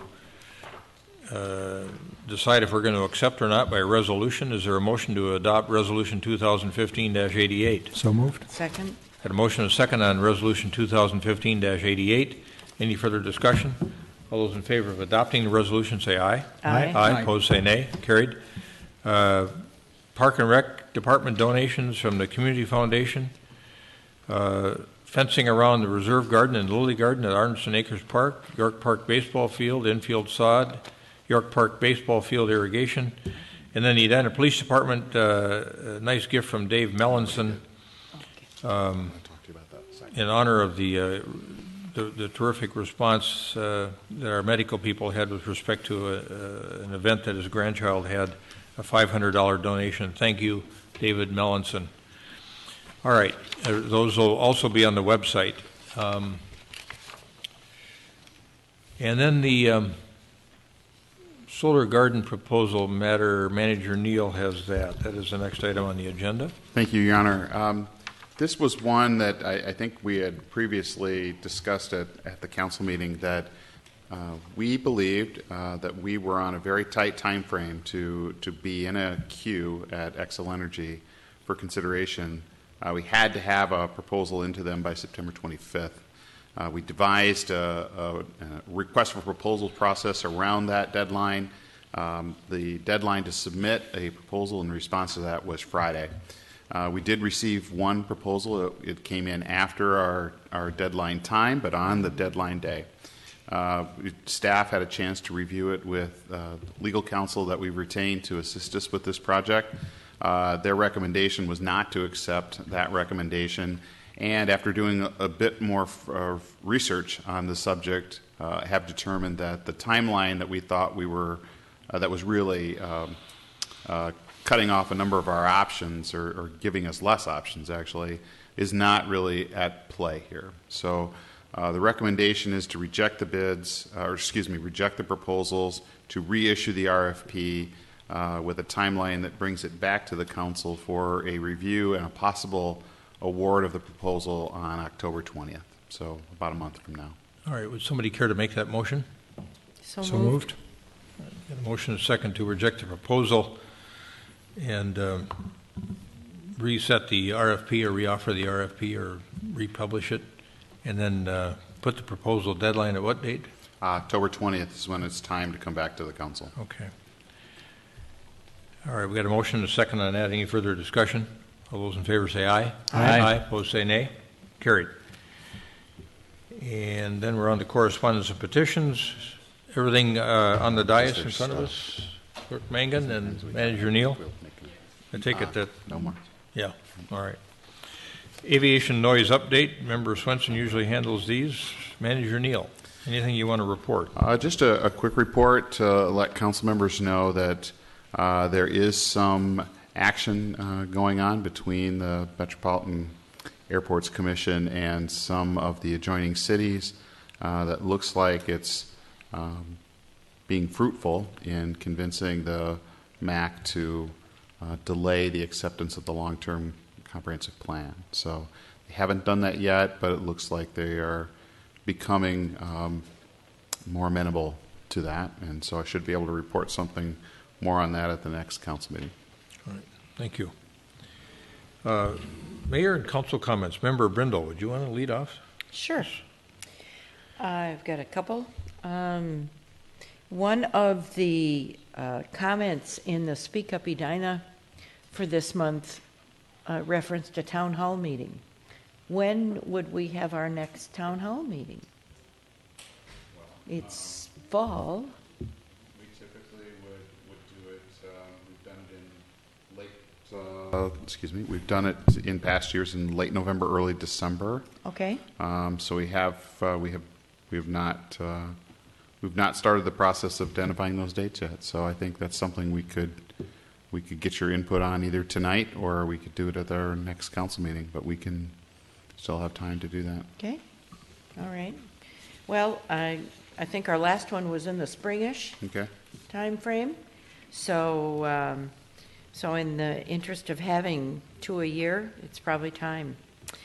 In the minutes from boards and commissions, I noted that the park board held a retreat recently, and there are some detailed notes about what they talked about, and it sounds like they had a very fruitful discussion, and just want to reach out and say thank you to the members of the park board for the time and effort in those are exhausting meetings.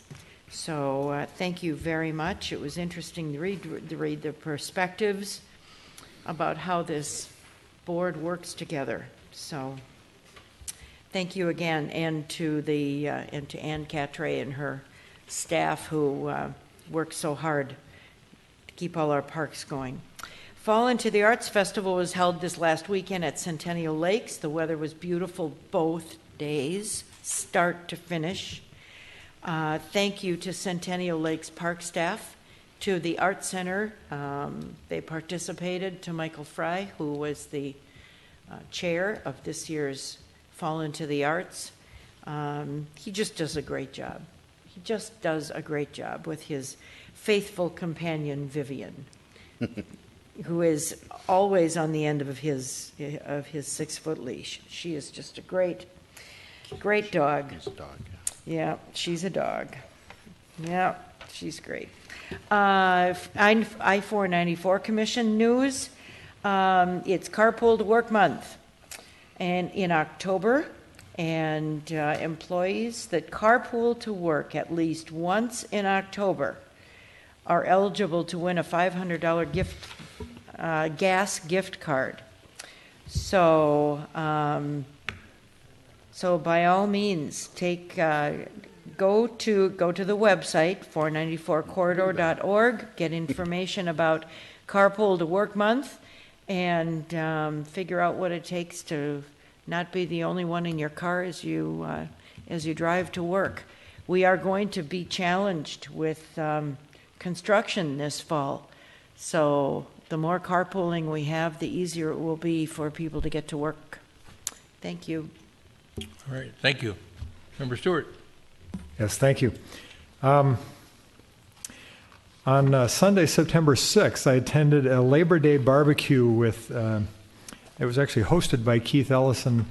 Amy Klobuchar was there, Al Franken was there. It was a really interesting event, nice deal, and nice way to commemorate the Labor Day weekend. This past Saturday, September 12th, I went to that Fall into the Arts Festival at Centennial Lakes, and as Member Brindle said, it was a beautiful day. But what a nice event, very festive. A lot of great artists and great people around just enjoying the day. And it's great to see the community getting together, and a lot of people from outside the community, frankly, getting together and enjoying each other and enjoying the festive nature of that gathering. And then yesterday, as I mentioned earlier, I think all of us attended that meeting regarding urban planning and development that Joe Minikazi sort of led the discussion, and I thought it was fascinating. I learned a lot, so thank you for that. We're having this meeting today because of yesterday being, or last night actually being the beginning of Rosh Hashanah, so Happy New Year to all of our Jewish friends. But I should also mention today is the Mexican Independence Day, and since my family and I used to live in Malaysia, it also happens to be Malaysia Day, commemorating Malaysia's independence. So all good stuff. Upcoming, this Friday, September 18th, is the Edina High School Homecoming Parade. It starts at 4:30. It starts at Edina Country Club parking lot and goes down Wooddale, goes west on 58th Street, and then sort of wraps around South View Middle School. And the varsity football team plays Prior Lake High School at 7 o'clock at Coleman Field. So always a fun time. And then coming up a week from Sunday, this September the 27th, is the Open Streets event on 50th Street, and that's held from 1 o'clock to 5 o'clock. And Member Brindle, if I'm not mistaken, that same evening the Sousa Band will be performing at Edinburgh Park. You are correct. 7 p.m. Thank you. Member Staunton? Nothing for me, thanks. All right, good. Thank you. Homecoming parade, I think the superintendent and I have figured out between the two of us how much candy to buy to get through that whole route and have something left for the kids at the by the middle school. So that's a good thing. That's a great event. We had, as two of our council members have mentioned, the first annual Urban Design Symposium, so characterized by our city manager, Scott Neal, with Joe Minikazi, and then we had him also at the Regional Council of Mayors meeting at Monday noon. Did a wonderful job there as well, getting us to think about issues of density and other matters in a different way.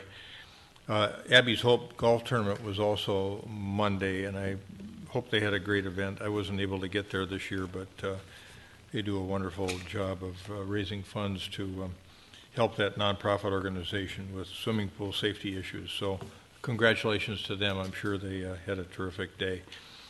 Fall into the Arts, Member Brindle was diligently serving at the Crime Fund table along with former Mayor Metzold. Yep. A couple of police officers there, right in the strategic location by the Centrum. And I think you were there all day, every day. And thank you for that. Showing off our new Mobile Pro system. On Sunday also, the ABC House had their housewarming. Yes, they did a remodeling over on the property on Southdale Road. Stopped there as well, and a beautiful new kitchen, and the kids that are living there are just terrific. Wonderful addition to the community. These kids coming in from all over. Let's see. Critical Issues Forum put on by the Minneapolis Regional Chamber of Commerce, and that is on September 25th down at the Hyatt Regency. That is a 7:30 to 9 a.m. meeting. They're going to talk about workforce strategies, attracting and retaining millennials. So I think Greater MSP will make the presentation on that. That'll be interesting if anybody can get down there for that. Tomorrow, the Edina Arts Center, starting at 5 o'clock, has its annual members jury show at the Arts Center. And we'll try to get out there for that. And then the France Avenue grand opening of the new elements of France Avenue that Member Staunton alluded to is at 5:30. And we're meeting at the northeast corner of France and 70th, I think, for that. And before that is the Platinum Group Open House, which is Councilmember Stewart's business out in Eden Prairie. So we'll try to get to all of those events. I've been assured there's wonderful food there. And that's it for me. Thank you. Manager Neal. We had a tab meeting today as well. I should note, in case the Oh, public I had- is listening, it is by invitation. Invitation. After the tab meeting, I went over to Tickets. to the meeting at the university at the Humphrey School. I just wanted to alert folks to a couple things. I'm on a thing called TPEC, which is the Transportation Policy and Economic Competitiveness Advisory Board. And we had three presentations, one by Edina resident Jerry Zhao, who put together a database on Minnesota transportation financing. Because I was chairing the tab meeting, I got to this meeting late, and I missed the presentation on self-driving vehicles, opportunities for Minnesota. But I've got these PowerPoint presentations in hard copy, and I can get them to Manager Neal, and we can disseminate them to the council members. And then there's also been an ongoing study on transportation and industry clusters, especially as it relates to the freight transportation movements in the state. They're doing some pretty good work on defining those primary routes and the clusters in the different parts of the state and what they are. So I can provide that information to the council. That's it for me. Manager Neal. Nothing for me tonight. All right, good. Anything else from anybody for the council meeting? We've got a short Edina Housing and Redevelopment Authority meeting as well. If nothing, then we will adjourn the council meeting. We stand adjourned. Calling to order the Edina Housing and Redevelopment Authority meeting. A roll call, please. Commissioner Brindle? Here. Commissioner Staunton? Here. Commissioner Stewart? Here. Chair Hovland? Here. We've got a form of meeting agenda. Is there a motion to approve the form of meeting agenda? So moved. All right, we'll get a motion and a second. Discussion. All those in favor of adopting the meeting agenda say aye. Aye. Opposed say nay. Carried. Minutes of the HRA July 21, 2015. Is there a motion to approve? So moved. Second. Got a motion to approve the minutes of the HRA meeting of July 21, 2015. Any further discussion? All those in favor say aye. Aye. Aye. Opposed say nay. Carried. And then the substantive work, the action item here that we're primarily having this meeting for is the request for purchase. This is the Southdale Area Traffic Modeling and Transportation Study that also got approved in our consent agenda. Is there a motion regarding that matter? So moved. Second. We get a motion and second for the HRA to have a parallel action, which is the approval of the request for purchase for the Southdale Area Traffic Modeling and Transportation Study. Any further discussion on that? Yes. Member Brindle. What is the area? What's the perimeter of the area? The study area. Yes, study area. Director Milner. Specifically. Yeah, it's basically France Avenue, York, 62 and 494, the southern border. We're going just north of 62 up to 62nd or 58th Street. So just expanding. Oh, okay, so it will go north far enough to look at this possible development? Oh, yeah, we'll be north of Highway 62.